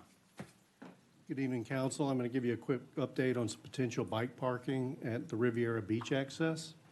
Staff was asked to assess the possibility of adding bike parking in this area due to the number of bikes and e-bikes present, especially on the weekends. A little bit of background, the beach access currently consists of 3 planters containing mature landscaping and a center walkway with steps leading down to the beach. It is located on a cul-de-sac between 2 residential houses. Due to the location and community interest that this project has generated, the staff feels that the project should be vetted with public input. A coastal development permit from the California Coastal Commission may be required. Staff did look at some initial conceptual ideas of removing the 2 planters along the adjacent fences, removing the center walkway, and installing some bike racks and light landscaping and doing some other minor improvements. We feel like the design, construction, and permitting costs could be around $200,000 or higher, depending on the improvements that we want in the area. So staff feels we should initiate the project by conducting some community meetings to gain public input and determine if there's neighborhood consensus. And staff recommends that if it's the desire of the council, that we include this project in the fiscal year 23-24 budget as part of the capital improvement program due to the cost needed for design, construction, and permitting. And I'm happy to answer any questions. You agendized this. I did. Well, we all got the I think it was a petition from Riviera. So we don't know what it's going to cost. So we're not approving 200,000 tonight. You're just giving us a high-level assessment of it. Okay. So one of the things that came up, just so you know, is that there's a planter that's in front, and that's where everyone sits on it so that they can get picked up and they have all their stuff. There was mention of maybe they would chip in and do a big city bench there, and that would save us some money too. So as you go through working it out with the neighborhood, that'll come up, and I think we can have some savings. But I'm all for it. I mean, we saw the pictures. The bikes are incredible at that. Isn't that crazy? It is. And they're so heavy. I'll move staff recommendation. Yeah, good. But they're so heavy, just real quick, the bike racks really have to be for e-bikes and, okay, they're really different. Motion by Noblock, second by James. All in favor? Aye. Passes unanimously. Thank you. You heard? Yeah, he heard. Okay, item 10C is update on parking violation reduction and traffic safety improvement plans on Via San Gorgonio. And I have 2 cards. First speaker is Amanda Q, followed by Aaron Washington.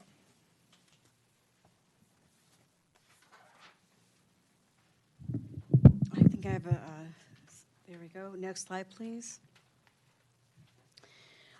One of the important factors is that a concerned citizen came to the city council meetings and started talking about the issues at San Gorgonio Park regarding pickleball noise, the sidewalks, the people running traffic signals and whatnot. San Gorgonio Park has traffic issues with speeding, disregard for stop signs, and pedestrian crossing unsafely.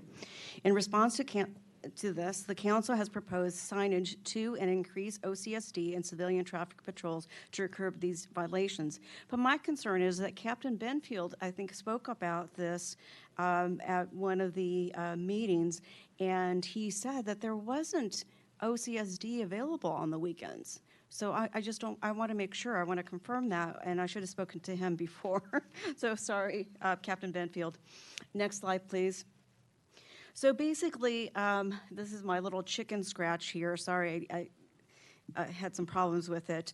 But the signage that you want to do basically should be moving up for the yellow ones up to where the blue ones are. And I'm so sorry, there's supposed to be a little arrow, and it's there because by the time you see the signs, I mean, it should be by a little bit closer to the entrance.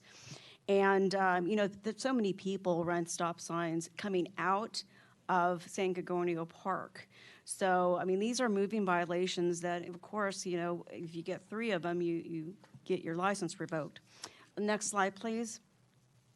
Line of sight issues as the slope, foliage, and angle of the hill may cause issues with the drivers slowing down and not seeing any pedestrians and speeding up. That's why we need to move the signs closer to the entrance.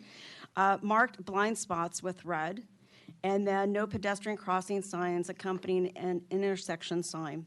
So notated possible area to move signs to with blue. So that was the little blue marks. But I'm really concerned about this. I mean, there was a former candidate who who I took to San Gorgonio Park, and we sat there in a span of like 30 minutes. That's all the time that she had. But she videotaped, and I'm sorry I didn't have that, but Martina videotaped it, and there was all these cars that were just one after another, just doing rolling stops and just going right through the stop sign. And I think this is really a safety issue, and this needs to be addressed, and we really need someone there. Thank you. Mr. Washington. Hey, Council, I'll be quick. I was, when I was on BPNR, I sat out there on a Saturday. I read the staff's recommendation, and I concurred with what they have, but for the speed on that road, I sat there and just watched cars run the stop sign, make the turn, and skateboarders making the turn. I think you would really need like speed bumps. I don't know if that's what the residents want, but that's the only way you're going to slow it down, because you know that the sheriff's not going to be there the whole time, and I don't think even the CSOs can be there at a time. But the thing was speed, and speed, I think the only way you're going to control that is either dips or road bumps. That's all I want to add. Thanks. Okay, concerned resident?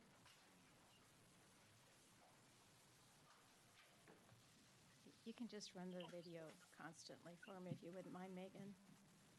Okay, staff is recommending 2 of these and 3 of these as a way to cure this. There is no way that these signs will resolve the safety issues on Via San Gorgonio. There is only one way to resolve this, and that is to reduce the simultaneous activities in the park. Not activities in the park, just simultaneous activities in the park. The master plan requires BPNR consider the impacts of city park facilities negatively impacting the surrounding residential area. You were emailed an elite soccer agreement.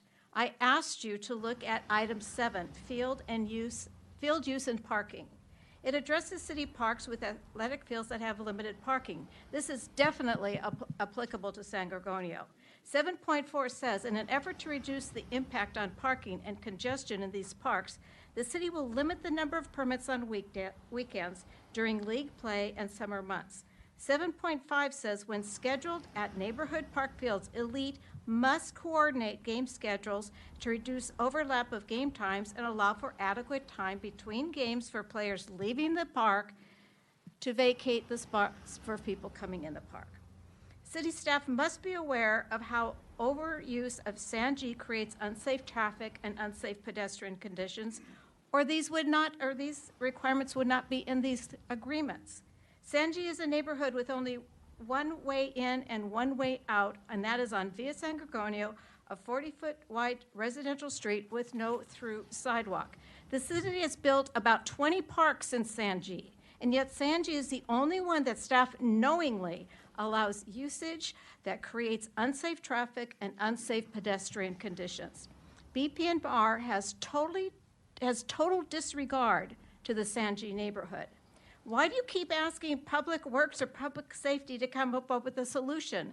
They have no control over the amount of traffic San Gorgonio Park is creating. Why don't you ask BPNR to solve the problem that they create? First, require that BPNR consider the available on-site parking when permitting activities. Second, require BPNR enforce all sport organizations limit the number of simultaneous games and allow adequate time to switch parking spaces. Problem solved, no cost to anyone. Safety, especially for families with small children, is everyone's concern. This is an agendized item, so you can give this direction to staff tonight. Thank you. There's no more cards. Mayor? Yes. I can, on behalf of BPR, we acknowledge that we can do a better job of managing those contracts.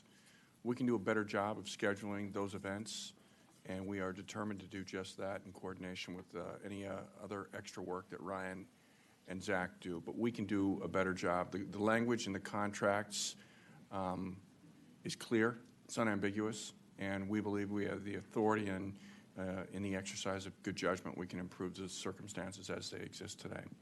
God bless you, Mr. Joyce. Thank you. Mr. City Manager, I appreciate that, because I was thinking the same thing.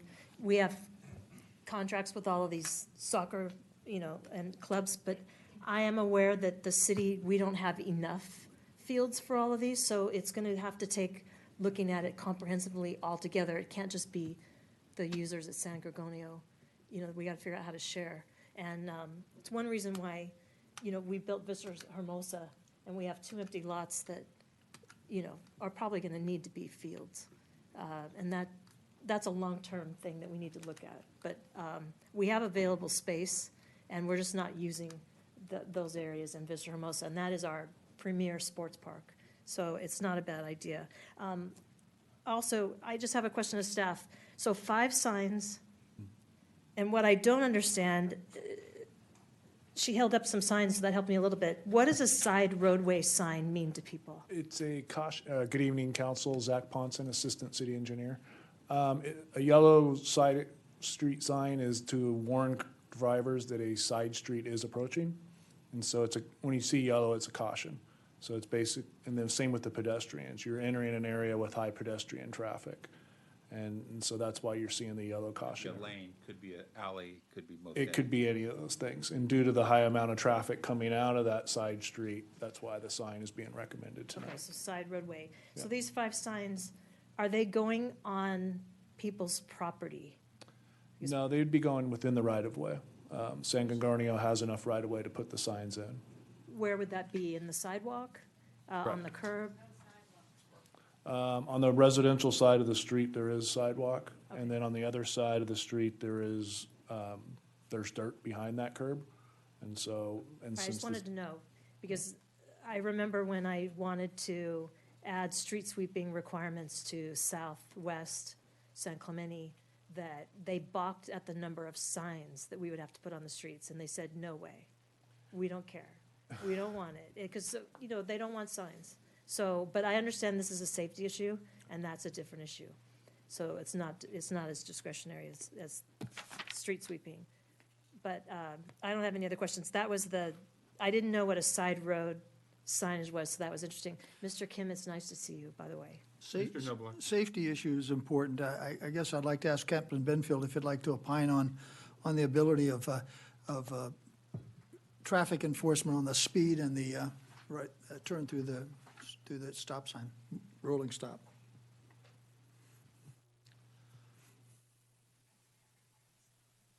He always makes the dramatic walk up. It's far. Mayor, Council, good evening. Yeah, so there was a comment about our enforcement capabilities. I may have misspoke during a previous conversation, but we may have been talking about the hours of either park rangers or code enforcement as it relates to the later evening hours. I don't recall the conversation, but we do have enforcement capabilities 7 days a week, so that's not an issue.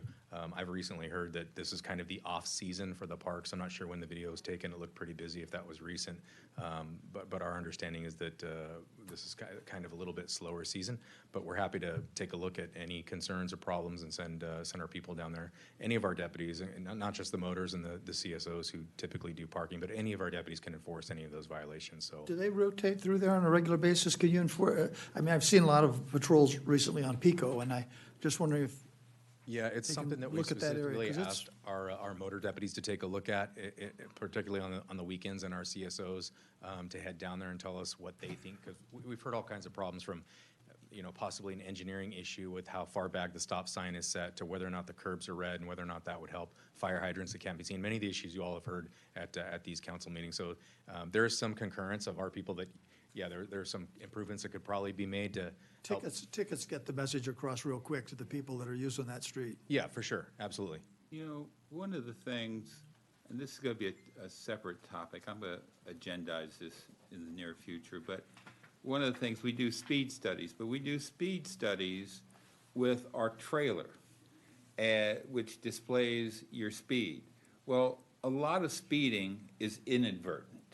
And so people look up to see, they slow down, and when that speed is recorded, it appears there's not a speeding issue on that street. I've seen that time and time again. True. And I almost think that speed studies should be done surreptitiously without it being obvious you're going through a speed zone. Good point. I'm not going to agendize that tonight, but in the new council. Well, thank you. You've answered my question. Thank you, Captain. So. Go ahead. No, somebody needs to make a motion. Motion? Can someone make a motion? I'll move staff recommendations 1 and 2. Second? All in favor? Aye. Aye. Okay, I heard Duncan that time. I did too. Passes 5-0. Okay. Next item is traffic analysis for Avenida PALIZADA corridor. I have one speaker card from Amanda Q.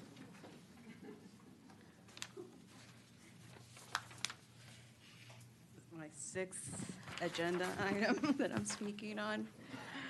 Next slide, please. So this was from a San Clemente Times article back in 2019 by the late Fred Swagels. Next slide, please. Basically, Fred Swagel asked Lori Dunchuk about the traffic. And basically, she had mentioned that there was $262,000 for the Safe Routes to School grant from the state-funded the PALIZADA project, including that stop sign that we all love. And so I know that Steve wanted to put, I'm sorry, I shouldn't say Steve, but the city council was thinking about putting or doing a study regarding a roundabout. But doing a roundabout is just going to increase the level of that and, have, dangerous area there. And she mentioned here, she told me you can't just swap out that stop sign for say, a yield sign, which has been suggested. Caltrans won't permit a safety downgrade. Next slide, please.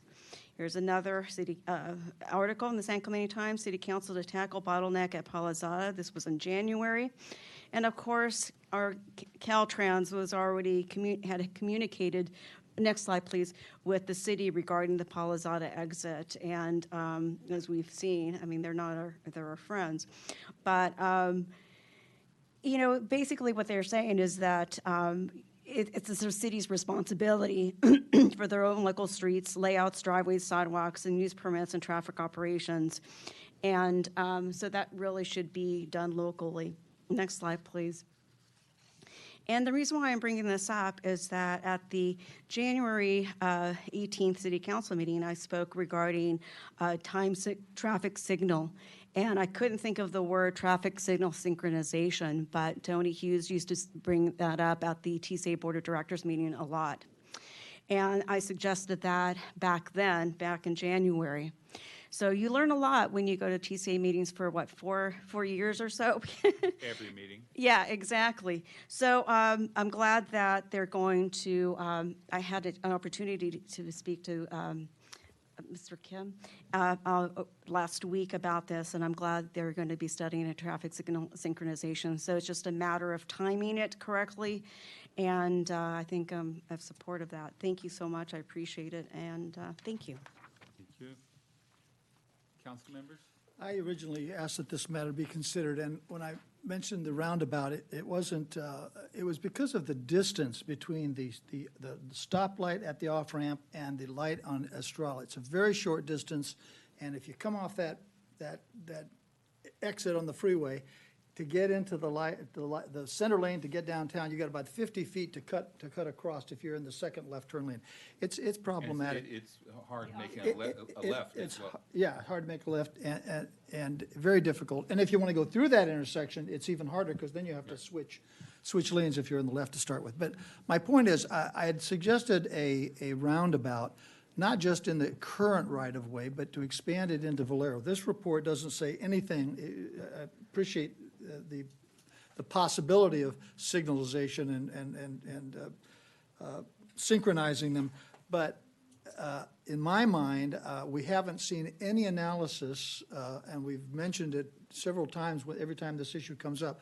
And I was with the temporary interim city manager a week or two ago, and said the consideration needs to include the possibility of a roundabout touching that abandoned gas station there at the intersection.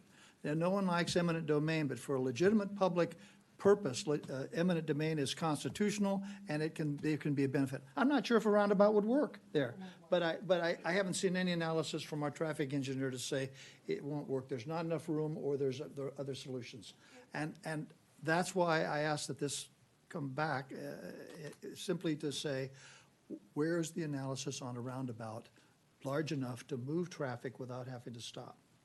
Did we direct staff to do that? We did not. We talked about a roundabout when I first asked that it be agendized, but I didn't make it clear to talk about maybe even encroaching. I might have mentioned, I don't recall. Let's just do a motion and direct staff to work. Mayor, I would disagree that our city traffic engineer said they found design limitations to doing a roundabout. let That the is, traffic engineer it is, but talk it's to it. in there already. There are 3 words. They have found design limitations. I have no idea what those limitations I are, nor do actually I do. know if those limitations can be reasonably overcome. Let's hear it. Staff? Good evening, Zach. Good evening, council. I'm Zach Ponson, Assistant City Engineer. Tonight with me, I have Ryan Kim, our new traffic engineer. I'll be pretty short with our presentation. We do have an analysis of this corridor between the Caballeros and the El Camino Real section of PALIZADA. In our report that we did look at the potential of doing a roundabout regardless of the right-of-way. So one of the design considerations that's a major issue is the proximity of all these streets to each other. You simply can't squeeze in a roundabout at one of these intersections without it backing up to the next intersection. There's only about 200 feet between each one of these intersections. To properly do a roundabout with multiple lanes, that is the diameter you're actually looking at. So it physically can't squeeze in the circle. Regardless of how wide you want to go, it's the length in between those intersections that's the problem. And so we don't need I don't think, a very detailed study to do that. We can certainly look at it with the Caltrans and look at that potential. And I've actually brought it up to them. I'm in their monthly meeting for the I-5 HOV project. They are actually in the process of looking at a roundabout at the Caballeros intersection. And their preliminary analysis is even a roundabout on that side of the freeway won't work because of the proximity to all these other intersections. So even if the city had all of that property that is that abandoned gas station across from Valero, it still wouldn't be enough room, in your opinion. Is that? It's the length, not the width in this case. And really quickly, it's not just the Valero, I'm going to call it Tony's Locksmith. They have a driveway there too. I appreciate that. I wasn't aware of that. I've never heard that before. It wasn't in the report, and I haven't heard that before, so it's the first time I've heard it, but I appreciate your thinking on that, and I can kind of understand, so thank you very much. And we can definitely look at that when we get into the synchronization with Caltrans, and that'll be the talk with that study. And the synchronization will be the hardest part because El Camino Real is already synchronized, and now we're gonna have to tie in a T to that synchronization and try not to mess up El Camino Real because that's part of our MPAH highways. And so that'll be Well, rather. good luck with that part of it. It's gonna be an interesting study. Thank you. Councilmember Novak, you have a motion? Yeah, I would move, I think we just probably need to table this item, so. unless Actually, it there says are- that we include the traffic analysis for synchronization and implementation Oh, into okay. the coming Yeah, CIP. I'll move the budget. staff recommendation. Second. Motion by Noblock, second by James. All in favor? Aye. Aye. Passes unanimously. Thank you. Thank you. Thank you, and keep working City with Clerk. Caltrans. Okay, next is resolution authorizing specified pay grade changes for hourly part-time aquatics classifications and adoption of revised hourly part-time salary schedule. Do we have public I do have comment? some cards on this one. Okay, first speaker will be Kim, sorry, I can't really read this.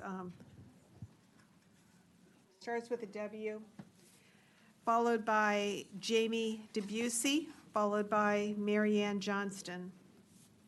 They here? You're on. I don't know about Kim. Who's Kim? Okay, you're up. All right. Okay, good evening.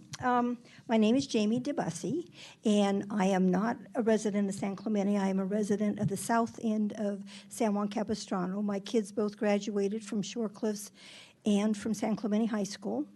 And since I retired from teaching at Shore Cliffs, I've been able to participate in your beautiful pool complex that you have on Vista Hermosa. It's wonderful, and as a non-resident of San Clemente, I do pay an extra fee on top of the fee that we paid for the classes to start with.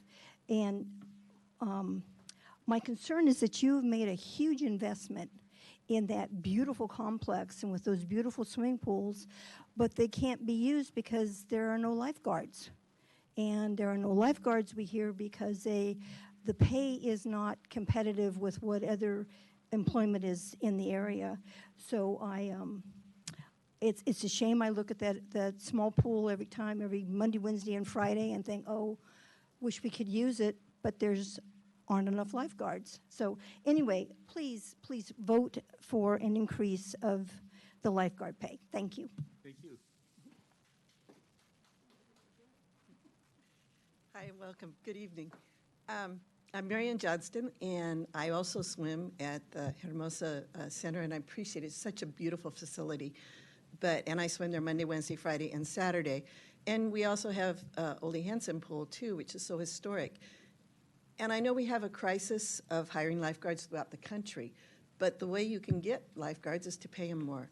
So I'm here asking you to support pay raise for these lifeguards and maybe get, a full-time position. But it's sad. I see it, we'll have one lifeguard call in sick and they cancel the pool for that day. And it seems like a waste because you still have to heat the pool, you still have to maintain it, and it's not being used. Especially the little pool that Jamie mentioned. It just sits there covered and not being used, and it's been that way for months.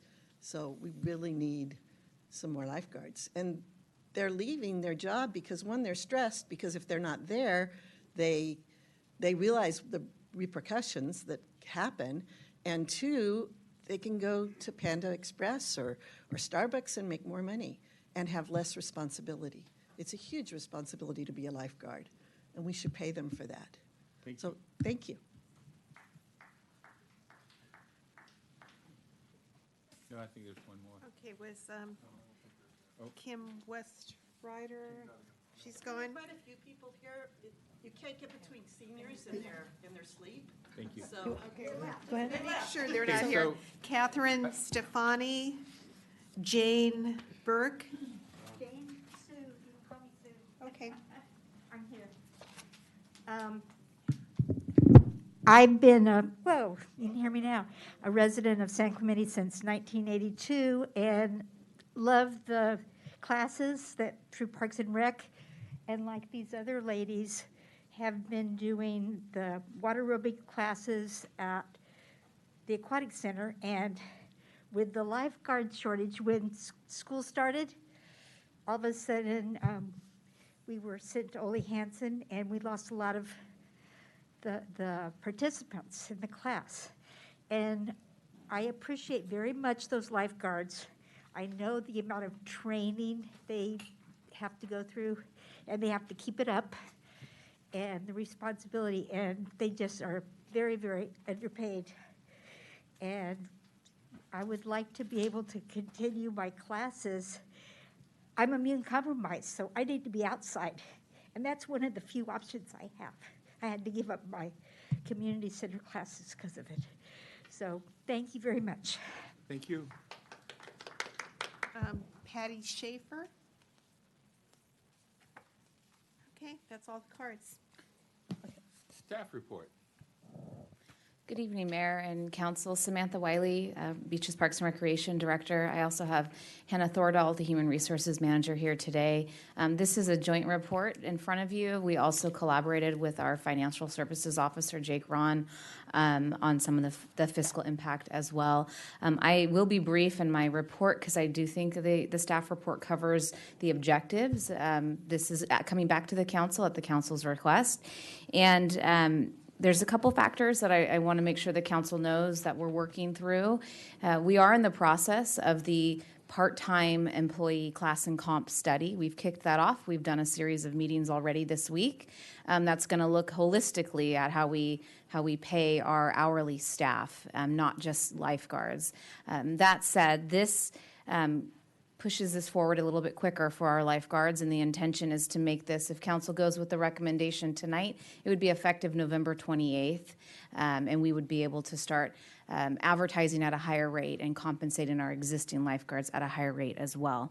The gist of this report is to shift all of our existing pool lifeguards up the salary scale, so while they will start at $16.95, they can go up to $20.60. I do want to note that there are 3 positions for our pool staff. There's pool lifeguard, a water safety instructor, and head lifeguard. The caveat to that, we are really looking for 5 a.m. to 4 p.m. staff. That is a very hard niche to fill. That's why we are seeing the impacts on water aerobics and a lot of our aqua exercise classes.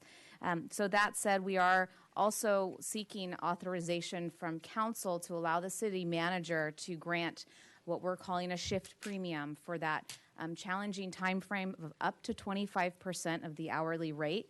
It's most likely will land in the 19 or 20% range, and that would take any of our lifeguards at the head guard at the very top at about $24 an hour, and that's going to shift out depending on our current staff.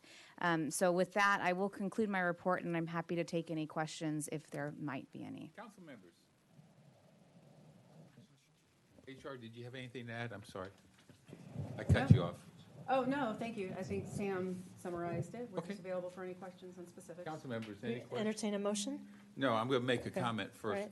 Thank you, thank you, thank you, because we have been penny wise and pound foolish with $10 million worth of assets that have been sitting there that the community could be enjoying. My only question is, do we increase fees at some point in time? And when and how much? Yeah, that's a great question, Mayor Particularly James. for out-of-town people. Yes, so I'm glad you asked that. The intention from staff is once we bring the full class and comp study back, which is expected in late winter, early spring, around February or so, I'd also like to bring a resolution that will increase user fees. That is how we intend to offset the increase in costs as well. Will you have a breakdown of how many users are residents and non-residents? Absolutely. Okay, good. Very good. So I want to thank the interim city manager and you two for moving this along. It was hot, we needed to do it. Thank you. It was not in our budget, but you all worked on it, so I really appreciate that. I have one quick question for Samantha. We had gotten the suggestion that we try to use coaches from the various teams or other people who may be certified lifeguards and just happen to be around the pool to fill in the gaps. And I like this suggestion because I think we should get creative. Did you pursue that option? And if so, what was the outcome? Yes, thank you, Mayor Pro Tem Duncan. We have pursued that option. I've met with the water polo coaches and the swim coaches separately, and also spoken to the principal at the high school and the athletic director to extend that option. The option still stands today. Maybe this will be a more appealing, attractive option to gather or get some of those folks on board as well. They do need to be city employees, and they're fully aware of that, but the option does stand.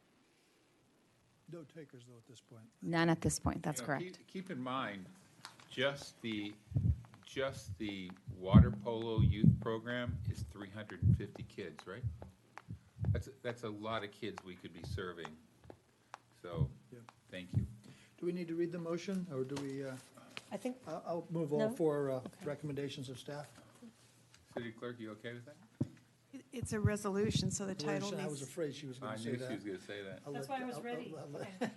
So I move that we adopt resolution number 22-41 entitled Resolution of the City Council of the City of San Clemente, California, adopting specific pay grade changes for hourly part-time aquatics qualifications classifications, and adoption of revised hourly part-time salary schedule and updated job descriptions, and amending resolution number 22-29 and any other resolutions in conflict therewith.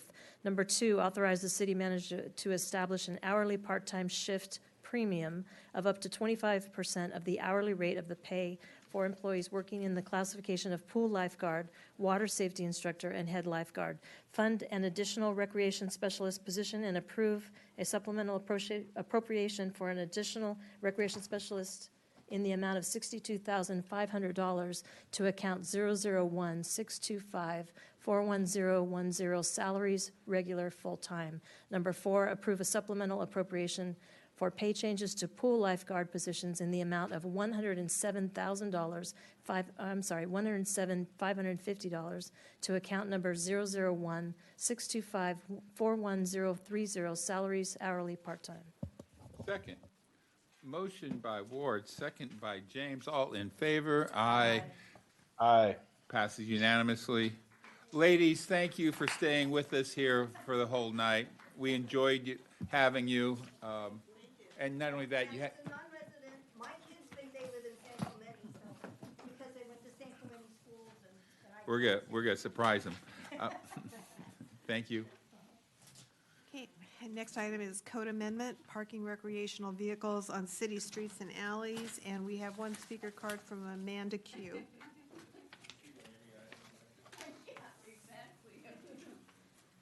Oh, my gosh. You know, as a resident of San Clemente for over 50 years, you know, you have to, there's no way around it. You have to be involved, you know. But when at the Public Safety Committee, actually, it was a public forum. Oh, no. Yes, it was a public forum or town hall meeting, sorry. I brought this matter up about City Ordinance 10.28.230. And so I'm all for this. However, I was wondering about the maximum round trip RV parking extensions, because it says 6. And I was wondering how that came about, if we could reduce it to possibly 4 extensions per year.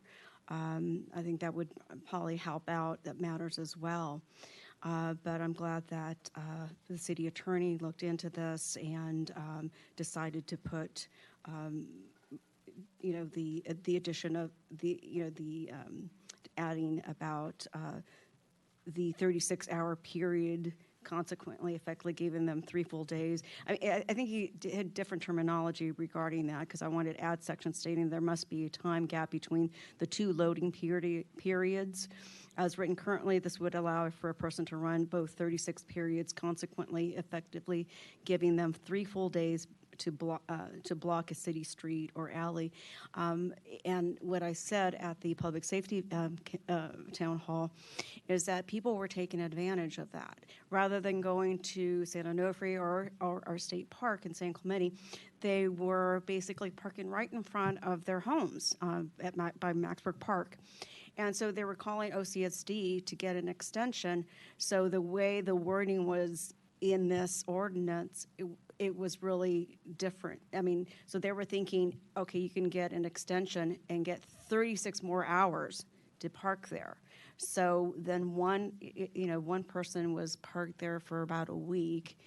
And so I think this will prevent people from parking there and abusing this city ordinance. And, you know, I do love my town, so I just feel that, you know, being involved is really important. So anyways, I'm glad that that this is going to be amended, but I hope that you can reduce the amount of parking extensions that OCSD can give from 6 to 4. I appreciate that. Thank you. Thank you. City manager, city attorney, anything to add? No, I think the public speaker gave our staff report. This was just a bring back that the council gave us from the town hall. I would just offer that our work continues. We didn't want to wait to bring everything back. We rather move as quickly as we know you want us to move on responding to these interests and concerns. And so the work, again, does continue. Again, city manager, this is another example of you moving things along, and thank you.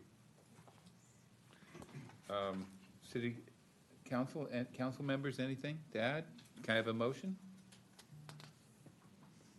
Go ahead. Oh, you? Oh, No, I I saw you pick it up, so I was. Okay, I'll make the motion to adopt staff recommendation to introduce ordinance number 1739, entitled an ordinance of the City Council of the City of San Clemente, California, amending section 10.28.230B of the San Clemente Municipal Code relating to parking recreational vehicles on city streets and alleys. Second. Motion by Ferguson, second by Noblock. All in favor?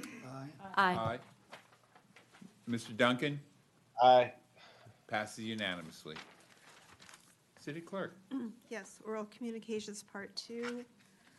I have 2 speaker cards. The first is Rick Leffler, followed by concerned resident.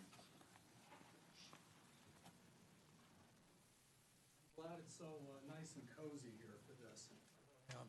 Thank you for spending the evening with us. Yes, okay, last council meeting, I wasn't here, but I was watching on YouTube, and I saw a very bizarre accusation come from an unidentified woman. I say unidentified because I, unlike this woman, don't like to dox people. Her allegation was that there was some type of collusion between myself, Mayor Pro Tem Duncan, and somehow my wife regarding the memorial care development, and that some part of this collusion was overheard by her attorney at the post office. I don't know if you remember our October 4th city council meeting where I showed a poster of the carnival and talked about selling tickets to the carnival, and so we had pre-sale tickets available. That was on the 4th.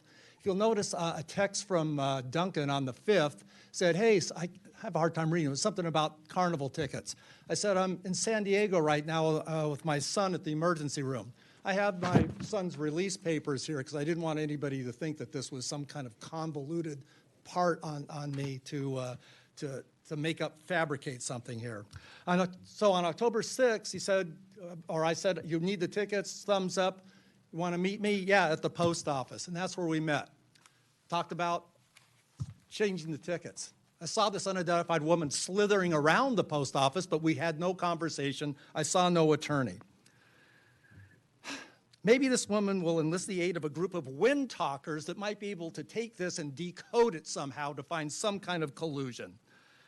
Duncan is for the project. I'm against the project unless it goes down from the 4 stories. While on the Planning Commission, my wife seconded the motion to deny building the project, which was ultimately voted on unanimously and denied by the Planning Commission.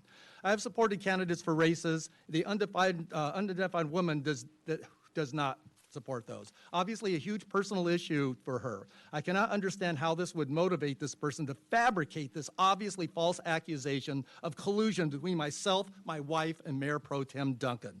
This unidentified woman is obviously obsessed with me. I hope this obsession ends immediately. I don't want to find any rabbits in my microwave.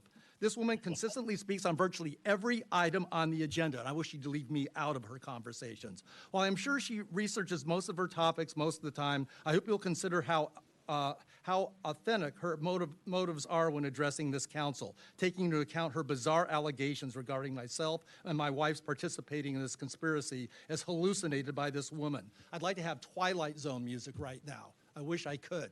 And anybody that hears this, any of you or any of people in this audience here who thinks that there's some kind of collusion by what you've seen here, you need to be wearing the same tinfoil hats as this unidentified woman. Thank you. Whoa, whoa, whoa, whoa, whoa, whoa, whoa. Okay. Unidentified, concerned citizen.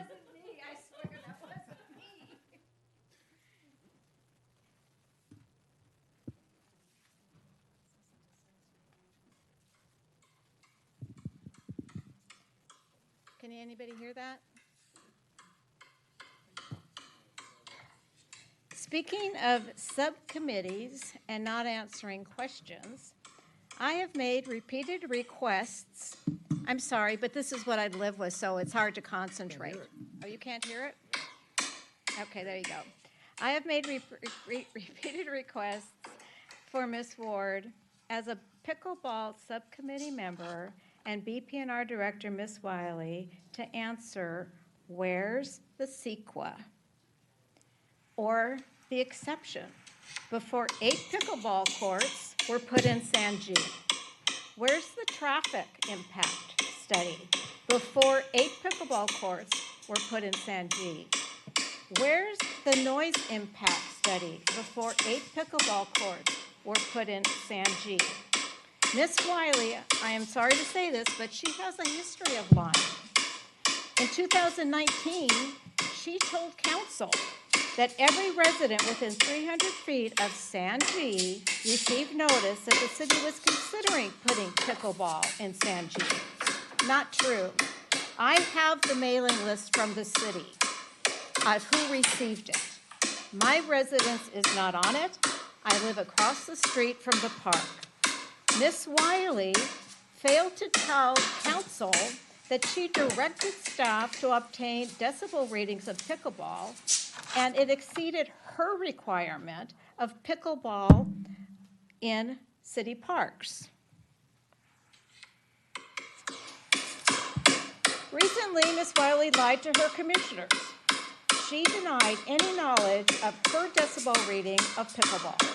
Ms. Wiley tried to lie to you tonight until Councilmember Ferguson educated her that she does not have authority to override your directives.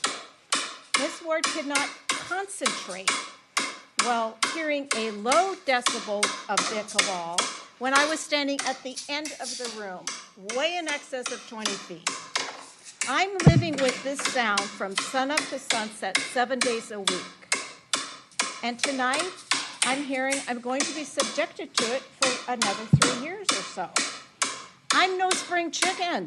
3 years is a lifetime to me. Pickleball has been put in community centers in residential or neighboring cities. You need to stop the pickleball noise in San G. I cannot handle this any longer. Thank you. So, do you have something to say? I just want to say, I am not aware of any subcommittee at any time for pickleball, and I never was a member of a subcommittee. That's what you tell me in an email. I'll send it to you. Or have you ever been a member of a subcommittee? Now and never have. So I'm going to make a motion to adjourn to the adjourned regular meeting to be held on November 17th, 2022 at 4 p.m. for the purpose of conducting interviews for the city clerk and city treasurer. The next regular meeting will be held on December 8th, 2022. Part 1 of the regular business meeting will commence at 5 p.m. and closed session will begin at 6 p.m. Part 2 of the business meeting will commence at 7 p.m. The meeting will take place in the council chambers located at 910 Cali Negocio, second floor, San Clemente, California. Second. All in favor? Aye. We're out of here. I just wanted to point out it's December 6th, not December 8th. 6. Sorry, my contacts That's start okay. failing me late at night. I understand.